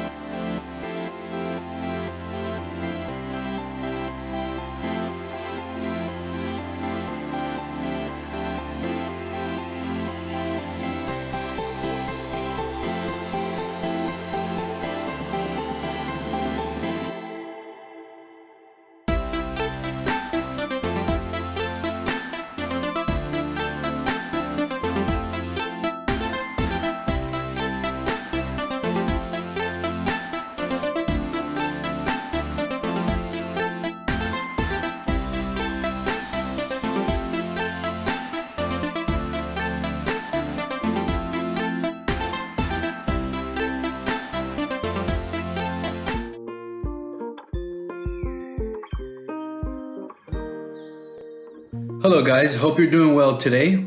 Today we're gonna go over a activity that you're very familiar with. We've done it at the WOW and we've also done it here on virtual. And today we're gonna add 2 extra pieces. One piece is a scenario of what to do if this red flag appears or this red flag scenario is brought up to you. And the other one is a chart that is going to give us guidelines on what to do, who to talk to, and so on. Okay, so in front of you, you're going to see the red flag game. Okay, sometimes there are people in the world who may want to try to take advantage of you. There are a lot of different ways that they can do this. They can pretend to be your friend and ask you for things or money. They can ask you for personal information so that you can steal your identity. So they can steal your identity. They can ask you for passwords and PIN information. Sometimes it can also be people online or over the phone who try to trick you into giving them information that will let them get your information. And that's something that's happening right now at this moment. So it's something that you have to be aware of and also very precautious that you don't answer questions on the phone or on email or on the web to people or to websites or links that you're not supposed to. Okay, so it can be hard to know and figure out who to trust, right? And what information to share. This is hard for everyone, and almost everyone has had a problem with others taking advantage of them at some point. Even though this may be hard to do, there are some warning signs or red flags to look for to help you stay safe. And that's what we're going to go over today. Okay, that's that extra piece. In this game, you will work to guess the red flags to look for and what to do if you notice a red flag moment. You will also work to find safe moments that will help you as you go through life. Okay? And that's what we want to go over today with these little cards that I have right in front of me. They're going to have a scenario, and we're going to evaluate what type of scenario is this, or we're going to figure out what type of scenario is this. Okay? So moving right along to the next page, which is the directions. Okay? Directions. I will pull a card out and read it to you. You will identify why you think it is safe card or if it's a red flag card. Think of how you would handle the red flag situation. Each player will use this as their voting guide. Okay, so you're going to use this section or this sheet that I have that we're going to have in front of us to vote on that specific scenario. So let's look at some keywords. Some keywords, red flag words. If others say these words to you, it may be a red flag. Why not? I need this information now, but I'm your friend. Okay, so watch out for those. If you don't do this now, you will lose the chance to win this prize. Okay, so it's like you got to do it right now, right? If others use these words, they are more than likely safe. It's okay, I understand. If it's okay, you need to think about it. Why don't you think about it? Okay, so they're giving you time to think about it. They're not pressuring you like the first person or the first scenario in the red flags, right? Next, I can say. These are some things that you can say if you don't feel comfortable and think another may be trying to take advantage of you. So, I'm not comfortable sharing that information. I don't share that information online. I need to check before I share that information. This is confidential information and I don't share it. You will practice these phrases in the red flag game. Okay? So that's that. Let me give you a couple reminders. Okay? Reminders. Scams will often prey on your fears of losing money. Scams will also prey on your desire to get free money. Remember, you never get something for nothing. Remember that also you get what you pay for. So if you pay for something that's really inexpensive or cheap, but you know it costs $100, but you're getting it for $1, $2, $10, you're probably not getting what you're supposed to get. A company will never call you to ask you for personal information. They will already have that. If you call a company, they will ask you for your personal information. Yes, they will. They will do this to protect you. They want to make sure that the person calling is really you and not someone else pretending to be you. Okay? So you may call the bank to get your balance. You may call Social Security to get some information. They're going to ask you for your SS, right? Which is your Social Security card.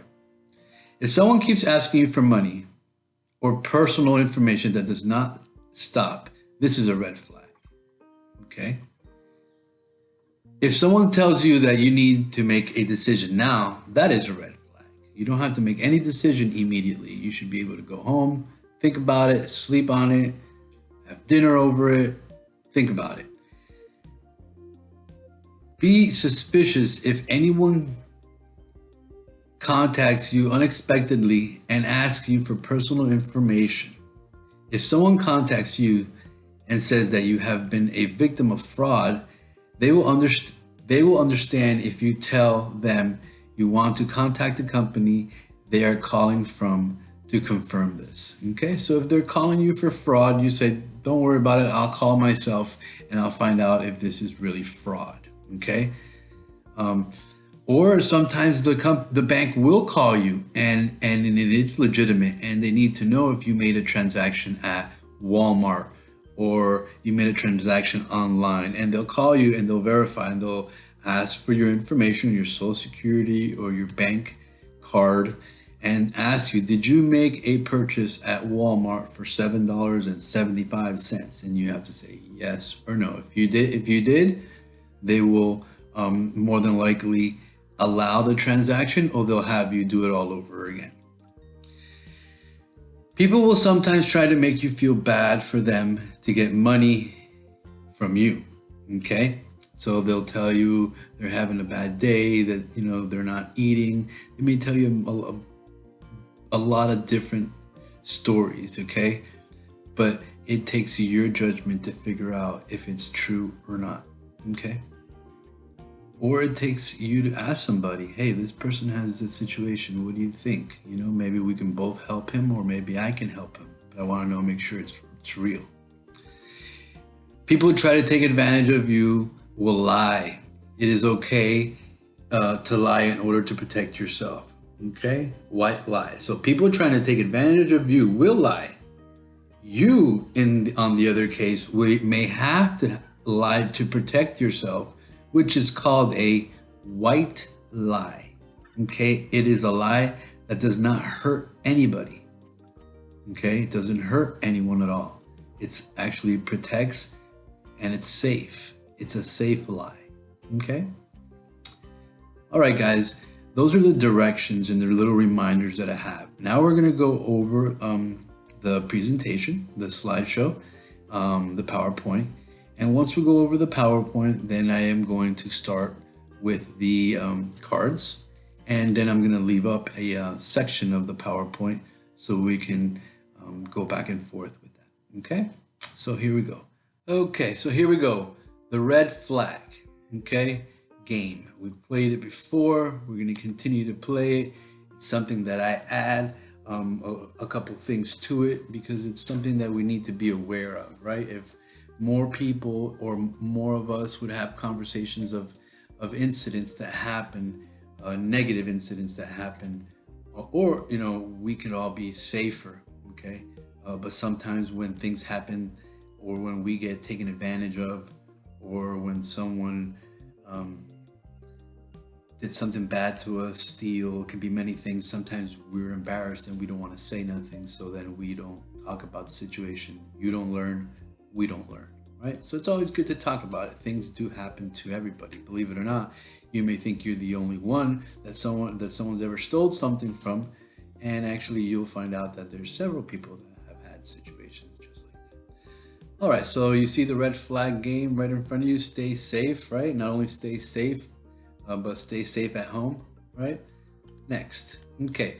The next slide says different ways that others may try to take advantage of you. And here's a little more visual, okay?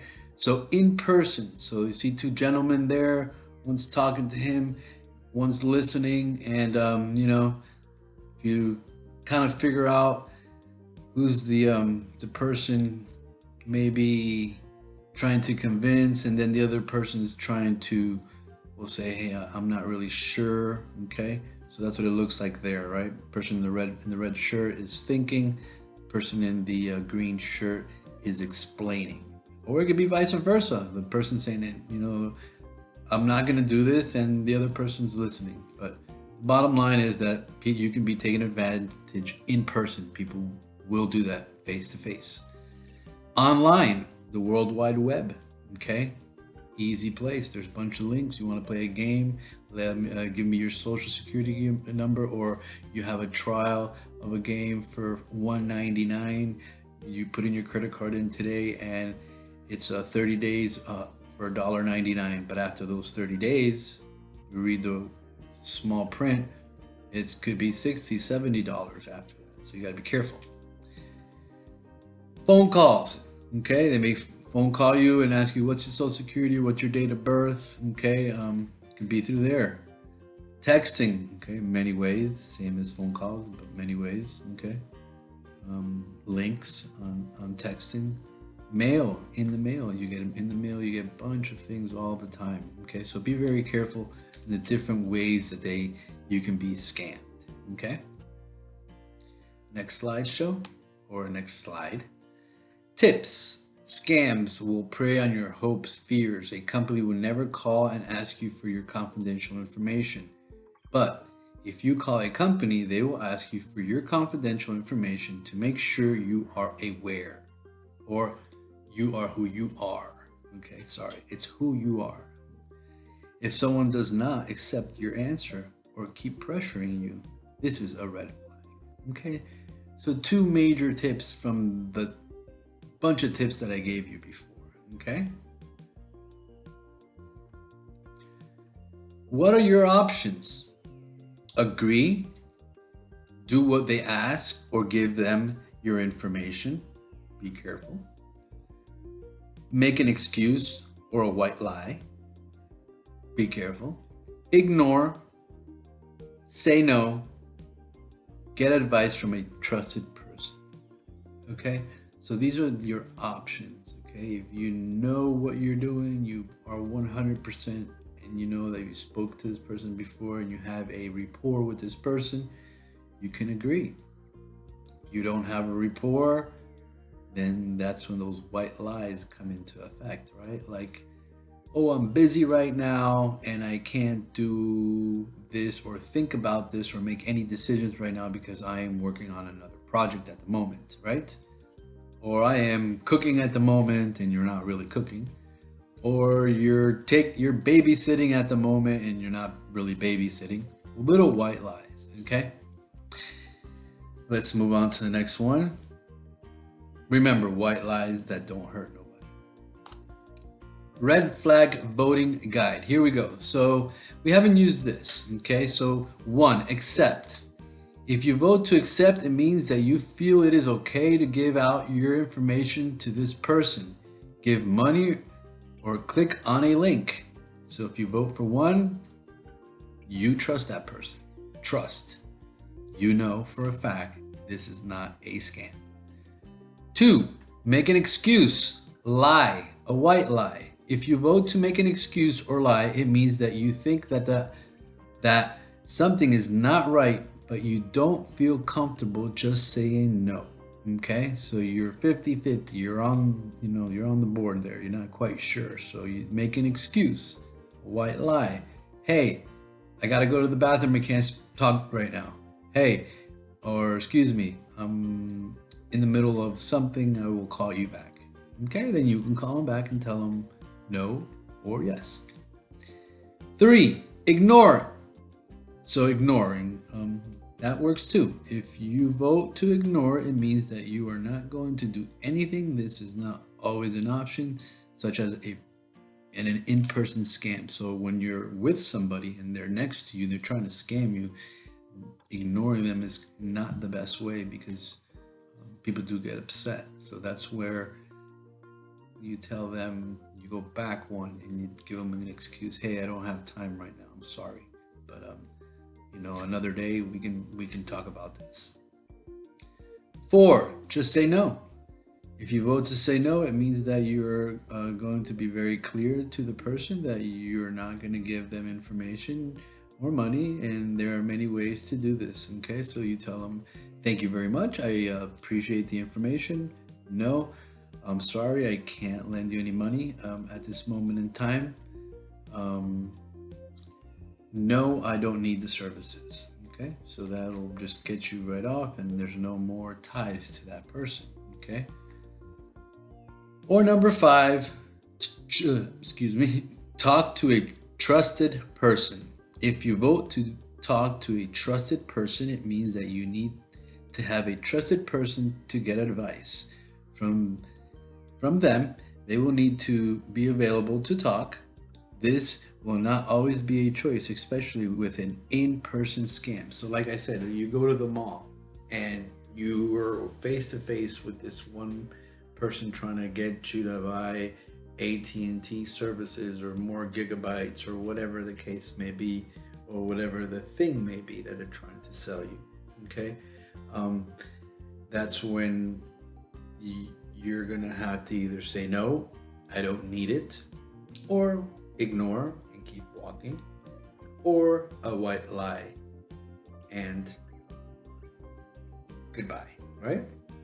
Or if it's something that's legitimate and you really need something, and then you accept, right? So we're gonna be going over different cards that I have today and going over these scenarios. Okay, I'm gonna give you guys about 20 to 30 seconds, right, or a little bit more to take in the scenario. I'm gonna read it once or twice for you. You're gonna be thinking about what you would do in this scenario using the red flag voting guide. Okay, and here we go. Let's start. The first one. You get a phone call from an unknown number. They say they're calling to let you know that you qualify to win a prize. Yay. They just need some information to get your prize. So think about it. Remember, I'm going to give you about 20 to 30 seconds. Just think about it. And I'm going to reread it.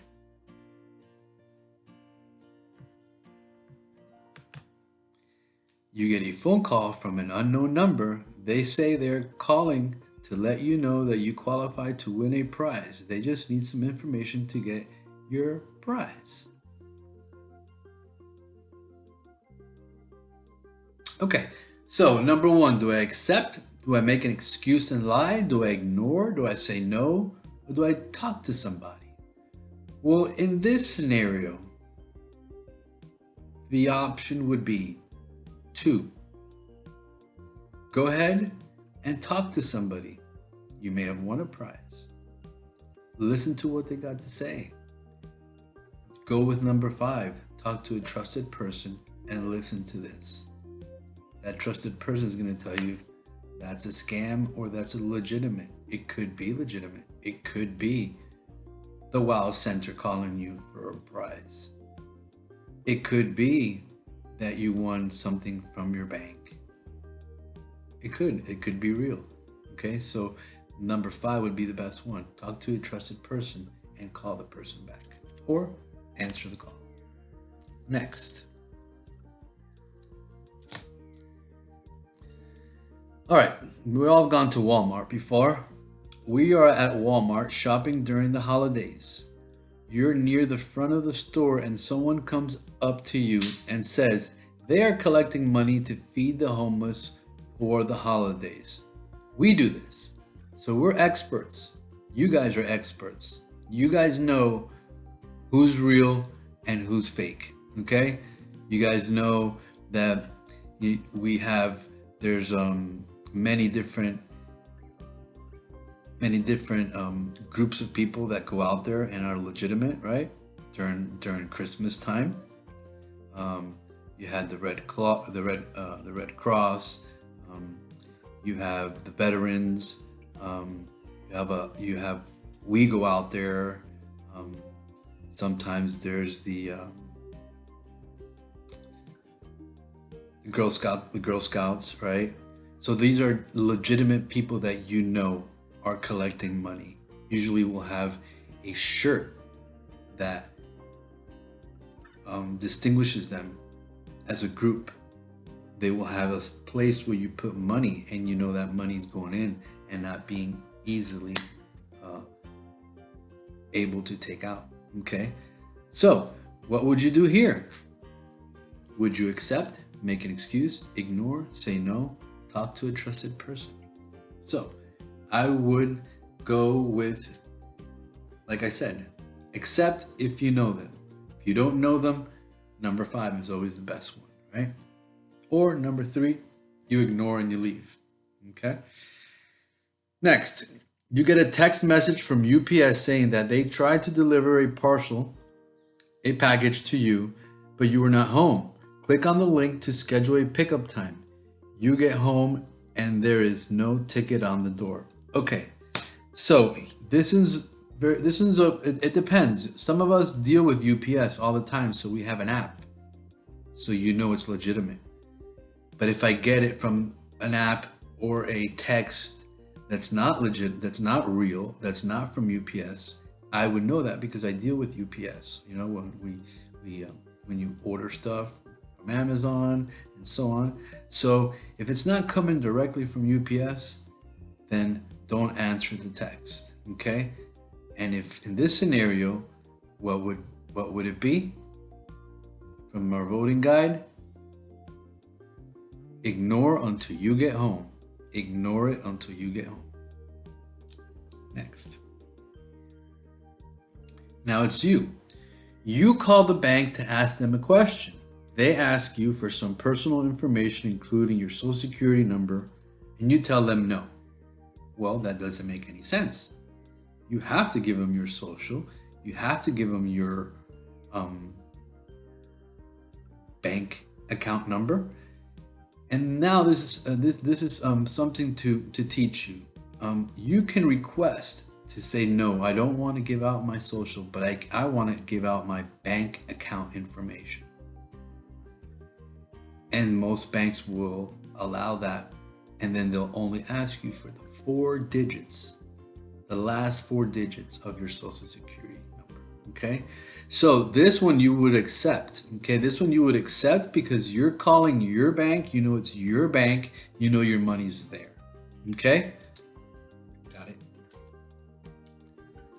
Let's do this one. You get an email saying that you won a prize. In order to claim the prize, you need to click on the link and pay a small processing fee. No.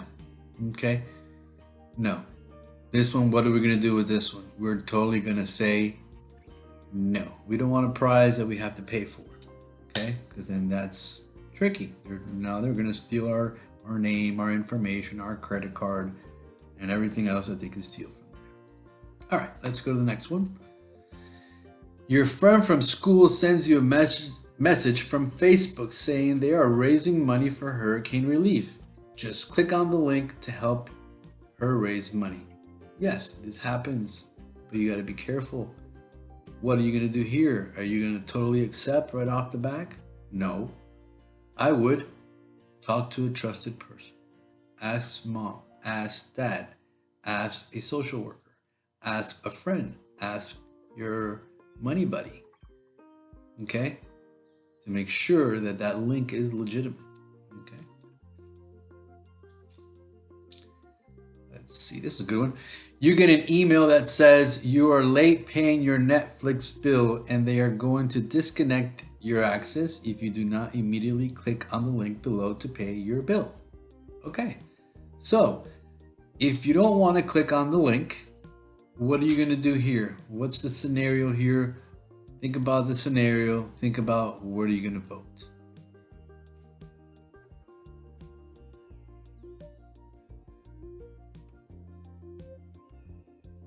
Okay, so the word here is immediately click on the link below. They want you to do this immediately. What would I do? I would call the 1-800 number to Netflix and pay it over the phone because I'm not sure about this immediately click on the link below. Okay? Gotta be careful. Gotta be careful with your money. It's your money. All right, we're gonna do 2 more. A person at the library asks you to borrow your tablet to look for something up. Since all of the computers are taken up, he even offers to pay you $1 if you let him. Hey, you're gonna make some money here.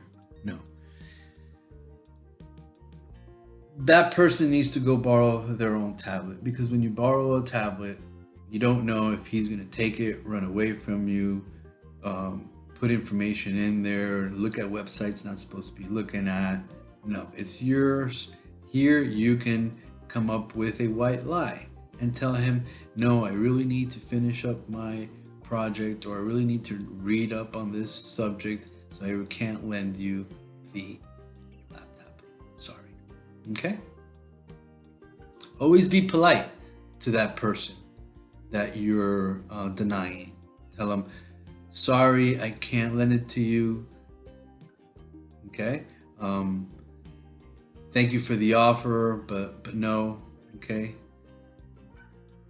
Please, I really can't lend this out. I'm sorry. Okay? Always be nice. Don't be don't be aggressive because you don't know where he comes from. Okay? A person in your class asked to borrow some money for lunch. You gave him money last week and the week before, and he still has not paid you back. That's an easy one. We don't even have to think about that. This person has been lent 2 times money. Now he wants a 3rd time money. What are we going to tell this person? Pretty simple. Say no. Okay? And you can tell him why. Tell him, listen, I've lent you money before and you haven't paid me back. Okay? So I can't. I'm sorry. All right? And if you see that the person is really starving and really not eating, then what do?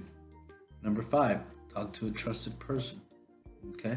Tell them, hey, this person's been asking me for money for quite a while, but if you look, he really doesn't have money.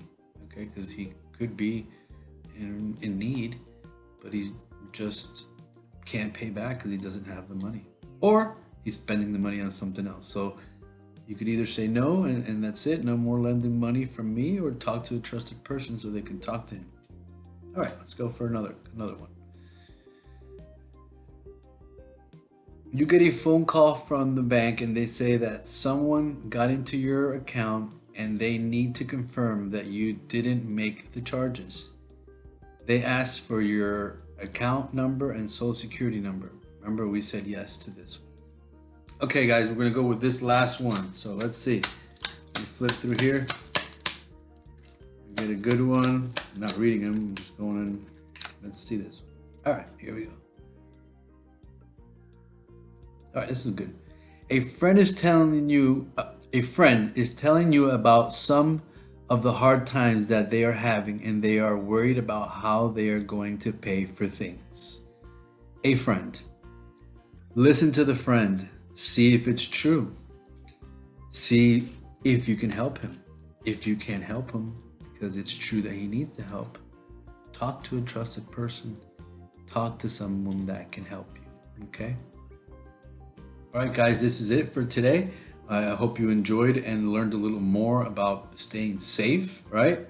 And we will see you next week, okay? Have a good day.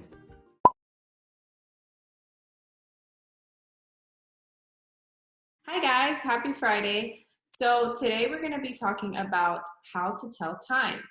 So you may have heard how to tell time from some of the other teachers. They may have taught it, a certain way, but it's always good to refresh our memories, right? It's especially important to know how to tell time if we have jobs, if we live independently, or if we have school, if we have a lunch date, if we have something going on outside of our house. It's good to keep track of our time, right? So let's start with the digital time, which is basically what we see on our phones, what we see on our microwave, what we see on our oven, what we see in our car. When we go in the car, we see like a little time there. So let's talk about that.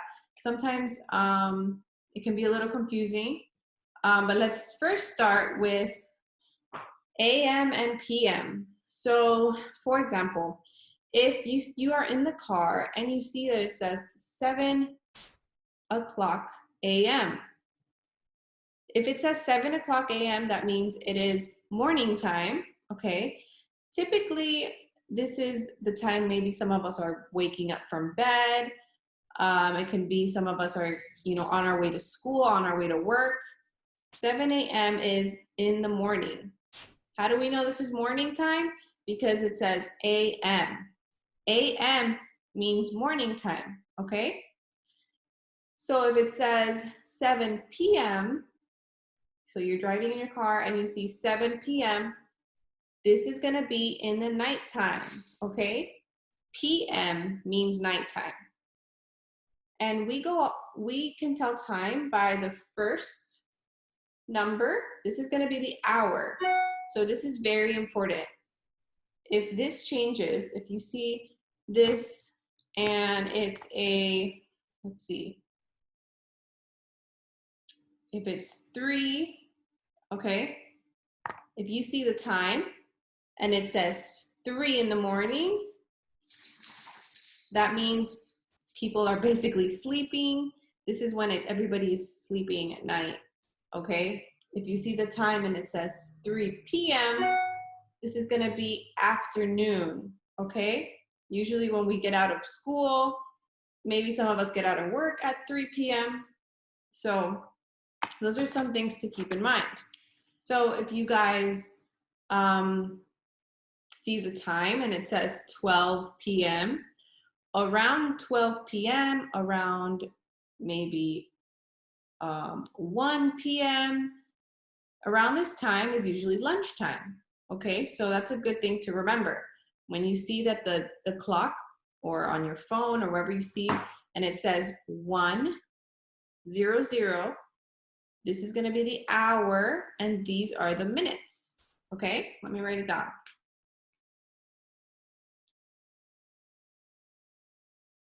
So,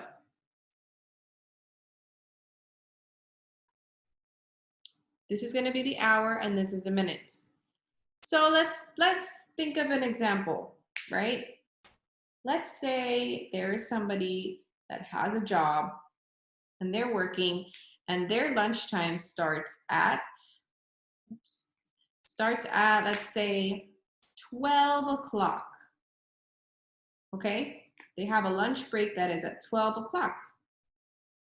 This is what it would look like. If we know our numbers, this is gonna be 12 and the minutes just stay 0, 0, 0. Now let's say their lunch break is at 12:05. This is what it's gonna look like. This doesn't change, but the minutes change. Let's say that their lunch break is at 12:30. It's gonna be the 30, 12:30, okay? Okay guys, so we're gonna look at some numbers on a digital clock, just so we can start looking over what this will look like, okay? Let's see.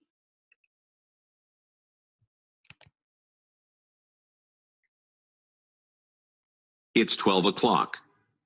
Okay, so like we were saying, when this is gonna be our hour, so this says 12 o'clock, okay? There is no minutes, it's 0, 0, meaning it is 12 o'clock, o'clock, okay?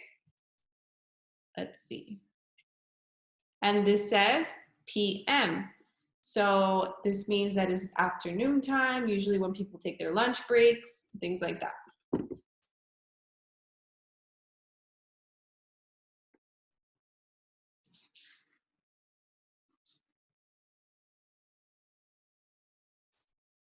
It's 1 o'clock. Okay, here we see that they changed the hour. So it is gonna be 1 o'clock, but we keep saying o'clock because it's 0, 0, okay? And it is still afternoon time because it says PM.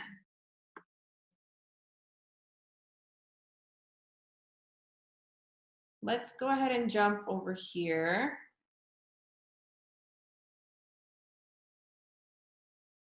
It's 2 o'clock. Okay, so we see here, it says 7 o'clock. Oops. Right? So it is 7 in the nighttime, 7 o'clock.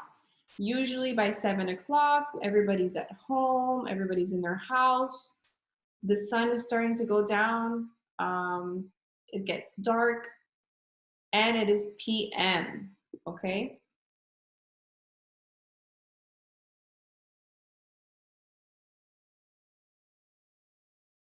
It's 8 o'clock. 8 o'clock, the same thing, okay? So some helpful things that you can do if you're at work and it's a little hard to tell time and how long you have for break or when you need to leave is having a timer on your phone, is having an alarm that tells you when you need to clock out, that tells you when you need to clock in, an alarm that gives you the lunch break time. That's very helpful to know as well. But as you do that, I want you guys to also observe what it says, the time. The more you look at the time, okay, the more you guys will understand it. I'm sure you will.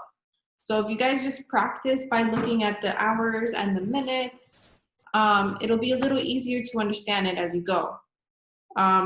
If you guys notice that it's getting dark outside and it starts and it's nighttime, you're gonna automatically know it's PM, okay? If it's light and the sun is coming out, you're gonna know it is AM, okay? So now I wanna take it a step further and tell time on an actual clock. Let's go ahead and look at a video of somebody explaining how to tell time on a clock.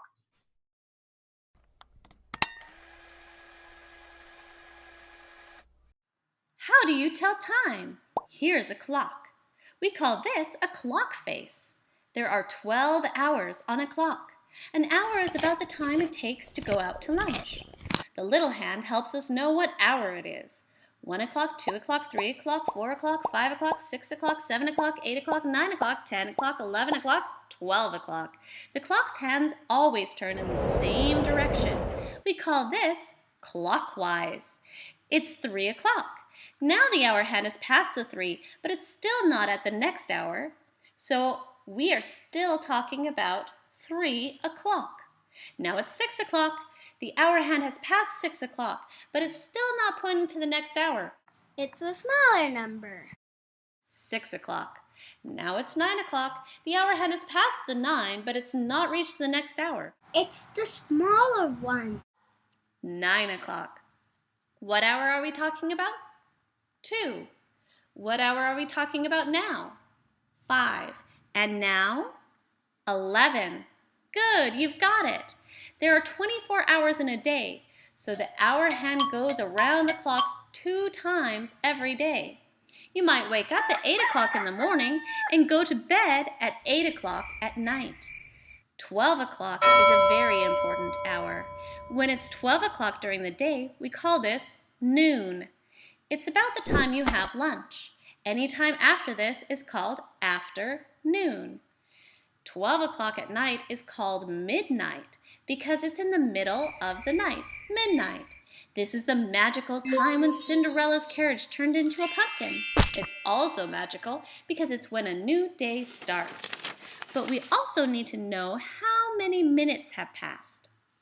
The big hand helps us know what minute it is. A minute is about the time it takes to put on your coat and shoes. The minute hand has to go all the way around the clock for each hour. Look at the shape of this clock. It's round, like a pizza. Now imagine that you ate half of the pizza. See what that looks like? When half of the hour is gone, the minute hand is pointing straight down. What time is it? It's 1:30. What time is it? It's 10:30. What time is it? It's 6:30. When you have a big cookie and there are 2 people, you break it in half. But when there are 4 people, you need to break those 2 halves in half again. So you can have 4 pieces. Those 4 pieces are called quarters. When the minute hand is going straight out to the side, a quarter of an hour has gone. It's 2:15. It's 6:15. What time is it? 11:15. Now this is tricky. It's not 8 o'clock yet. It's 8:15, or 7:45. There are 60 minutes in an hour. It takes a long time to count to 60, so we skip count by 5s when the big hand goes around the clock. 5 minutes, 10 minutes, 15 minutes, 20 minutes, 25, 30, 35, 40, 45, 50, 55 minutes, and back to 0. You can multiply the hour by 5 to find out how many minutes there are. This clock says 12:10. Let's look at another one. First, look at the hour hand. We're still talking about the 3. Then look at the minute hand. 20 minutes have passed. Count by 5s. 5, 10, 15, 20. So it's 3:20. Now it's the hour of 7, and the minute hand is pointing to what? 5, 10, 15, 20, 25, 30, 35, 40, 45. It's 7:45. One more. The hour is 5. The minute is 5, 10, 15, 20, 25, 30, 35. It's 5:35. Whew, it's exhausting to count by 5s every time, isn't it? Well, let's try to make it easier for you. Let's memorize the minutes at the hours 3, 6, and 9. But let's memorize it using stories, because that's more fun. The hour 3 is free. The minute 15 was let free. It was so excited to be let free that it ran and ran, but it wasn't looking where it was going. 15 fell off a cliff. 5th cliff. When it was let free at 3, 15 fell off the cliff. The hour 6 is sick, and he was contagious. The 30 birdie came by, and the 30 birdie got sick too. The sick 6 got 30 birdie sick. The 9 said, "Mine, mine," and was greedy. When Santa passed out the candy canes and said, for you, and for you, everyone grabbed them with their 5-fingered hands. 45 candy canes for 5-fingered kids. But the 9 who yelled, "Mine, mine," never got one. The 9 who yelled, "Mine," didn't get the candy that was for 5-fingered kids. What minutes are at the free 3, the sick 6, and the mine 9? Cliff 15, birdie 30, and for 5-fingered 45.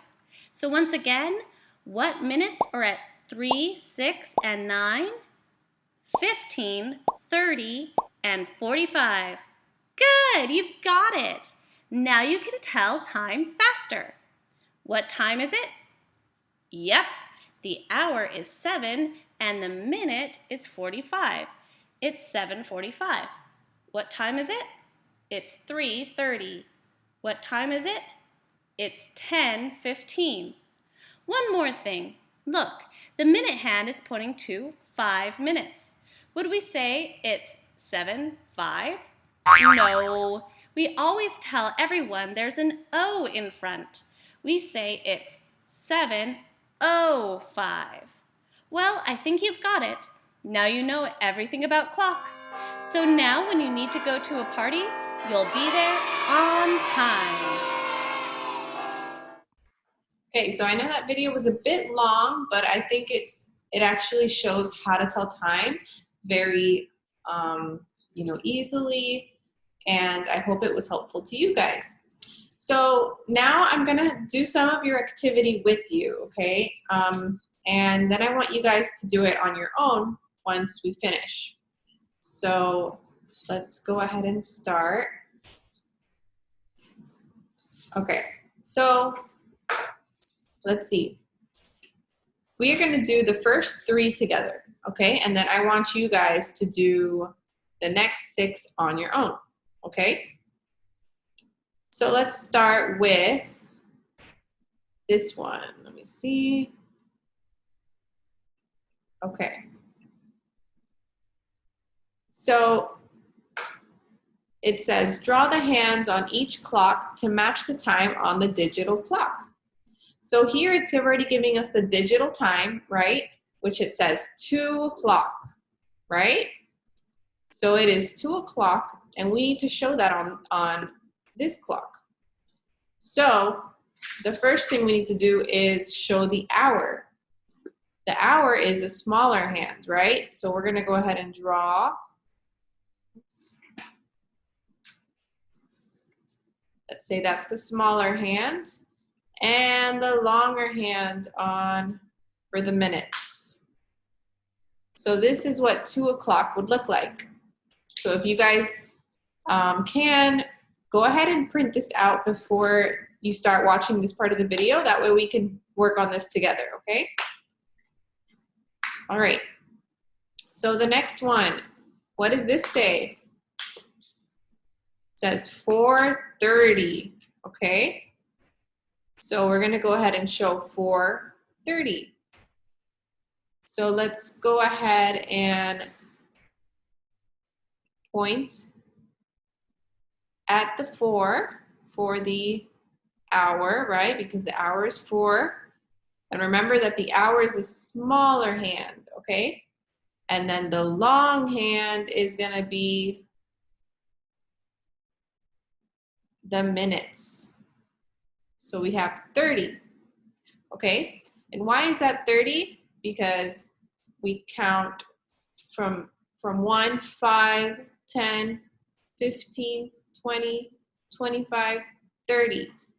If you guys keep telling yourselves what each number is, it'll be easier to remember. So 6 is 30, okay? So that's what 4:30 would look like. All right, let's do 8 o'clock. Where do you guys think the shorthand goes? Where do you think the hour hand points to? It is 8 o'clock.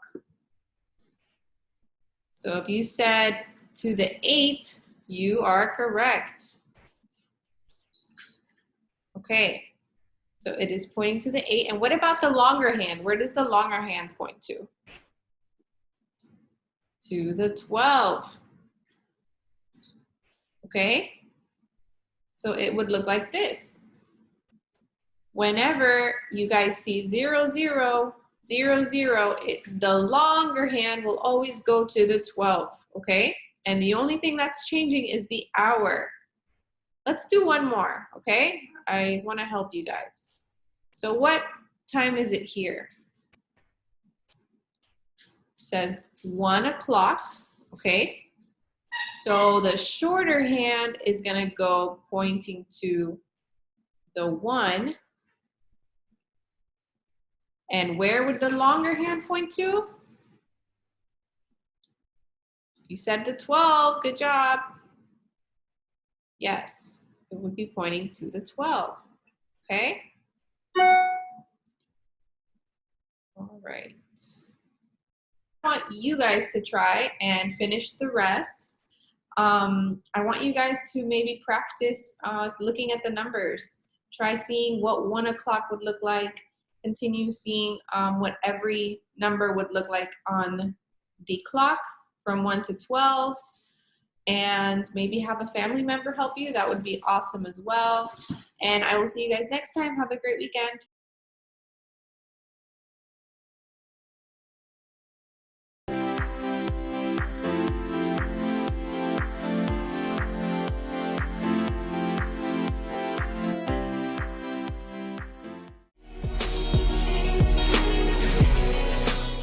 Hello guys, welcome back to another Wild Virtual Sports and Fitness. I'm yours one and only, Coach Mo. Today we will be going on a field trip. Today is Fieldtrip Fridays. So today we will be going to a special friend of mine's. We're gonna visit his gym. He's all the way in Colombia. So I miss him dearly, and I'm wishing him well, along with, the corona and everything that's going on over there, and he's over there training. So he has prepared a video for you guys, and I know most of you guys have met him, and I hope you enjoy our visit to his gym and kind of get a perspective of, how his training facility is, a different gym in a different country. Also, he's gonna give you some pointers and some workout tips. You guys can work out along with the video. In addition, I put a warm-up video for you guys to warm up to before we get started in the video. So make sure all of you guys get off the couch and make sure you work out, okay?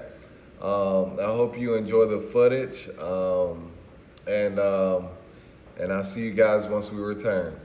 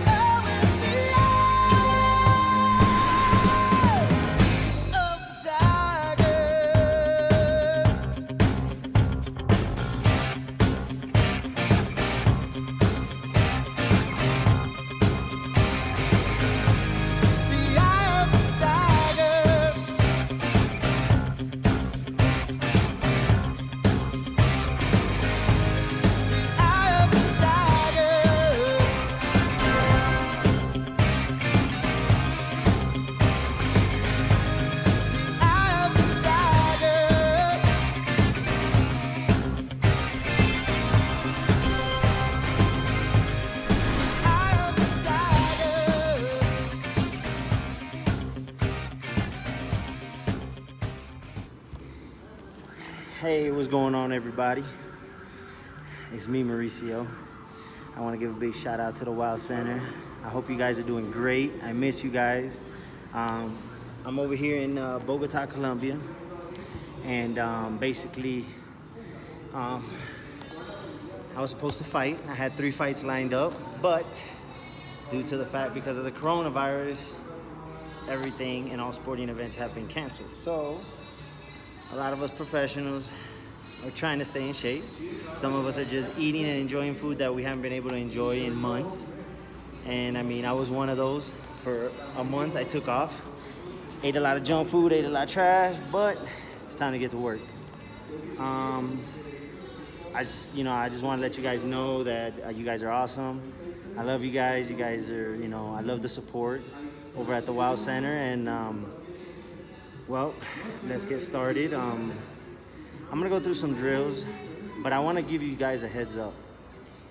First and foremost, you guys know I'm a professional boxer. So a lot of things that you do, I might be able to do a little easier without having to stretch. But the most important thing is you need to stretch, okay? Stretch your arms, stretch your back, stretch your shoulders. Basically stretch normal, okay? Before you do any type of workout, okay? Especially ones that require you where you have to rotate your hip, okay? I mean, to Mo, I just want to say what's up. To all the staff at the Wow Center, I love you guys. You guys are awesome. Great job on what you guys do. And to all the other members, you guys are awesome. I love you guys also, and you guys always motivate me to do the best I can, okay? I love you guys. So, I've already warmed up. I've already done a little bit stretching. I've done some of my workout. And of course, with permission from my coach, I'm able to do this video for you guys. All right? I'm gonna go through the basics on what the jab is, what the straight right, if, depending how you stand, if you're a lefty or a righty. Also the right hook, left hook, okay? And Mo wants me to throw in the right and left uppercuts. I will try to show you those guys, okay? But most important, learn the basics. Left, or basically, I'll tell you, jab, straight punch, right hook, and left hook, whichever one you want to throw first. It just really depends how your stance is. I'm an orthodox fighter, which means I'm a righty. Anybody that's a lefty is called a southpaw, okay? So let's just get to the basics, okay? Whenever you stand, you always want to stand giving the least amount of hitting target to your opponent, okay? Which in this case, there is no opponent because we're going to be hitting bags. But you still want to practice your stance. So, stance. If you're an orthodox fighter, as you see, I'm basically standing sideways, okay? I stand straight with my right foot, since I am an orthodox fighter. Take one step back, turn sideways, okay? If you look, basically I'm to my side, okay? Giving you basically my side, okay? Elbows tucked in, hands up, always. Right hand protects one side of your face. Left hand just basically as your jab. You always keep your knees bent to give you that spring motion, okay? And your left, basically, to block, okay, block. Use your shoulder, but in this case, we use our hands. And then, to jab, straight right, left hook, right hook, okay? Right hook, left hook, left hook. See, I bring it from here, I just throw it, okay? Now, uppercuts are a little trickier. Uppercuts, basically you're here, okay? Bend a little bit, okay? Basically I'm gonna throw my right. I keep it here, okay? And I let it go, see? Boom. I don't hop back, I bring it from here. Boom. I'll show you a side view of how it looks like. I squat, straight up. See how I twist my hips? Boom. Boom.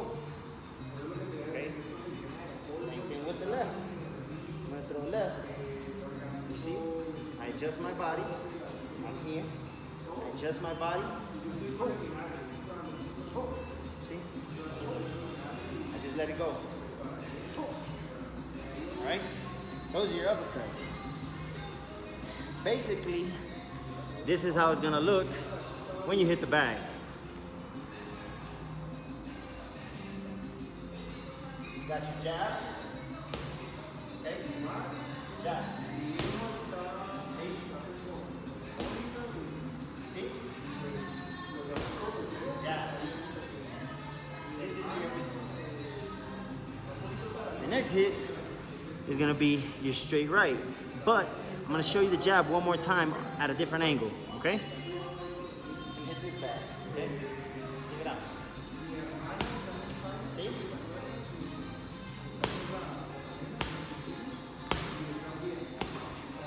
See? That's the jab. This is what the straight right looks like.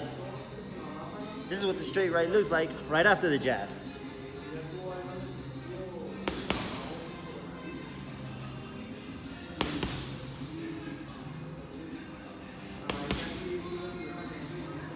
This is what the straight right looks alone.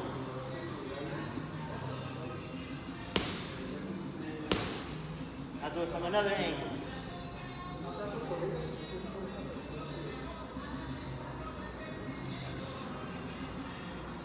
Straight right.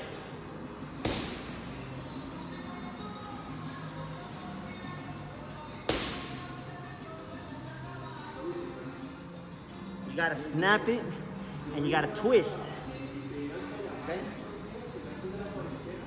Look, everything's coming down from all the way from my foot up. Okay?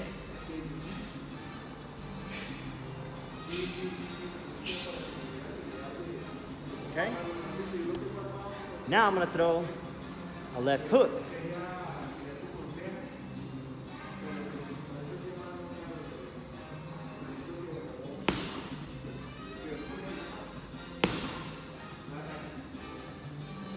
Throw it from another angle so you can see it better.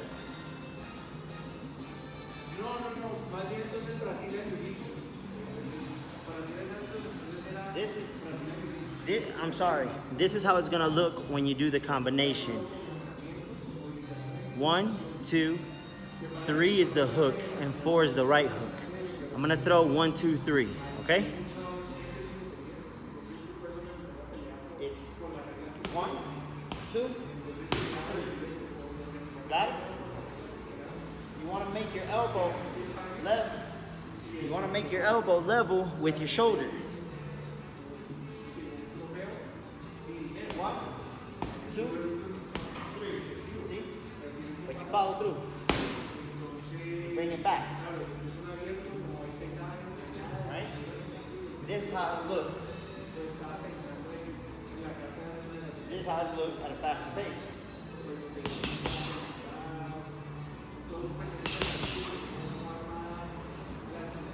You got it? Now we're gonna throw the right hook in. I'm gonna show you how to throw the right alone first, okay? Same concept as the left hook, okay? Same concept. Eyes stay forward always. 1, 2, 3. See? Same thing with the right.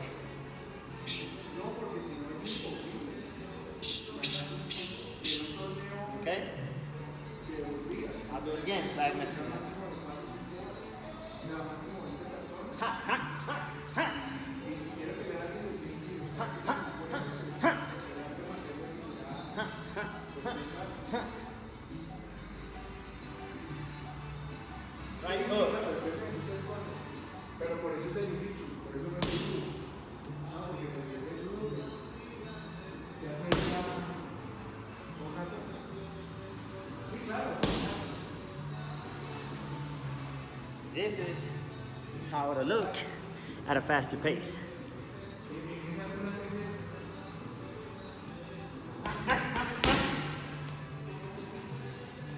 Sí, claro. Las reglas.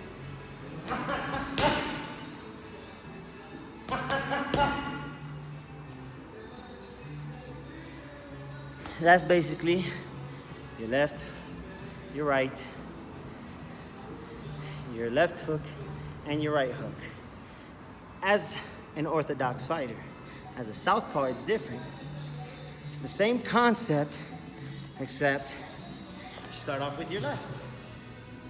Jab, right, hook, hook. Okay, everything you start off with your right as a lefty, as a southpaw. Basically, jab. That's the jab.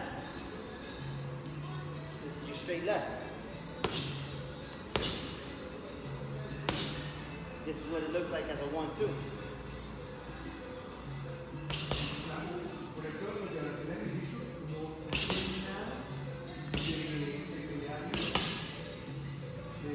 One, two, three.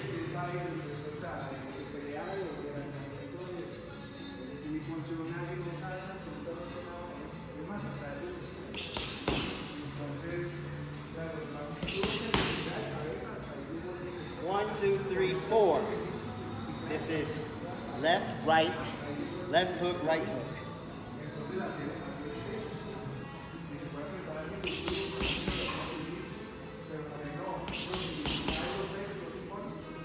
Okay? That's your basics. As for your uppercuts, like I said, it's a little bit more complicated, but I'll show you what it looks like. Here's a left uppercut. See? That's different. And this is the right uppercut. Okay? Right uppercut.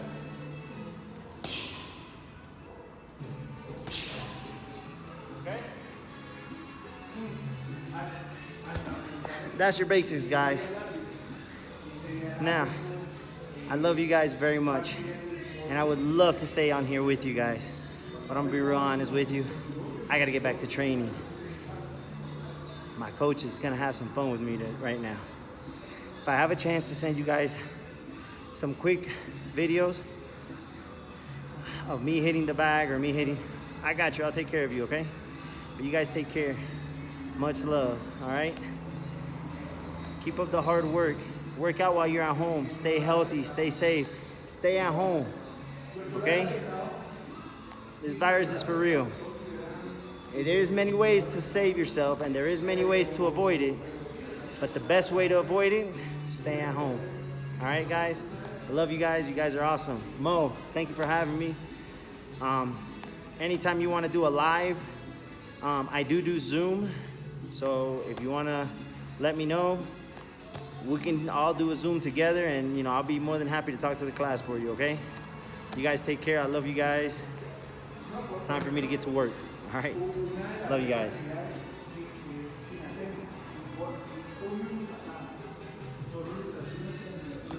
Hello guys, welcome back. I hope you guys enjoyed the footage. I definitely enjoyed it. I hope you guys learned some helpful hints from Mauricio. He definitely touched on some great punching techniques that you guys should definitely study and practice. Coach Mo would definitely be working with you on your punches and everything once we do return. But in the meantime, we can prepare and get ourselves ready as well as in shape. So I want to make sure you guys take the time and do at least what Coach Mo says, at least 20 to 30 minutes of exercise a day to keep your heart pumping. All right, so it can flow and you guys become healthy. Also, watch what you're eating. Make sure you incorporate healthy eating, healthy snack, lots of fruits, lots of vegetables, great juicing would be good if you guys can. A lot of ginger is definitely good. So I want you guys to have an amazing weekend. I'm glad you guys enjoyed our visit to Mauricio's gym.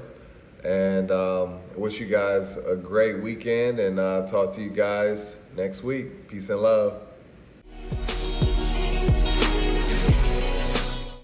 Hello guys, Carlos here, technology teacher. Today I have the privilege to be with you and share with you week number 3 of special topics, which is community integration.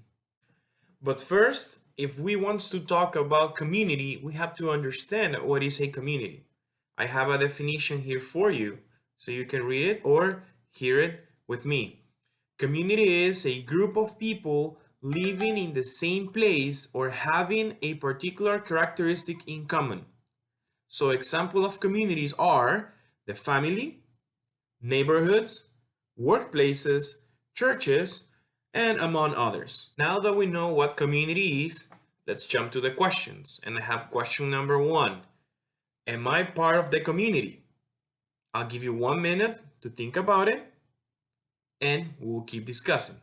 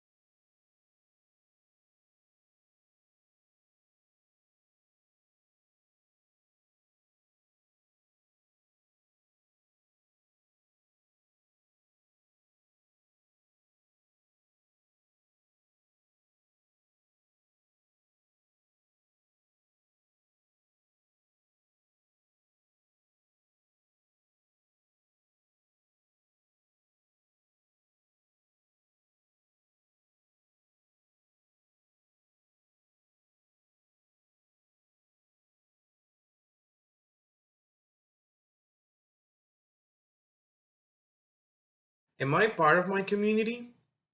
Well, there is different ways we can get involved with our communities. Being part of a community is a powerful experience. Communities give us home, friendship, warmth, and a sense of belonging. But how can we really be part of our local community, guys? There is many ways to do it. You can get to know your neighbors or give your time to others or just get active in different activities to maximize your own involvement within your community.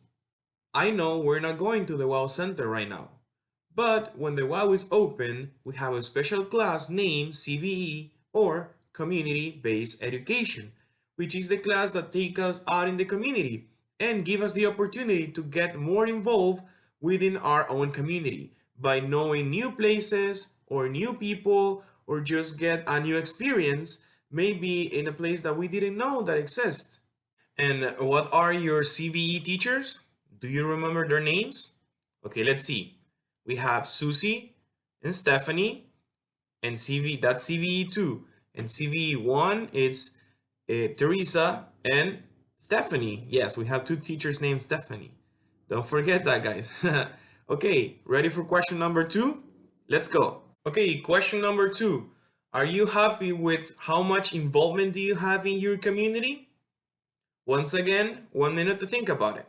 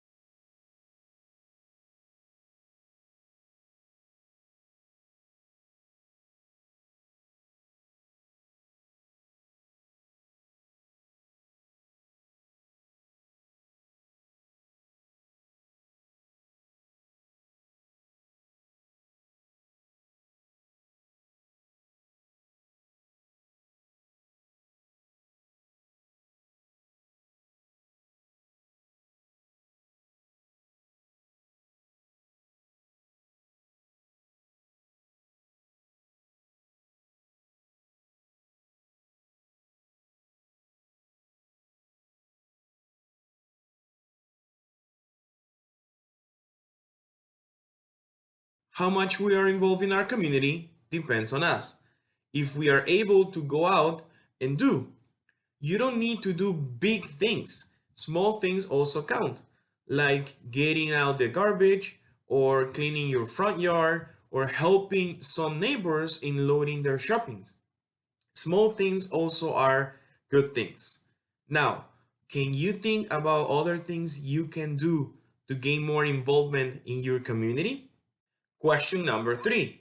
Am I an active and contributing member of my community? Think about it. 60 seconds.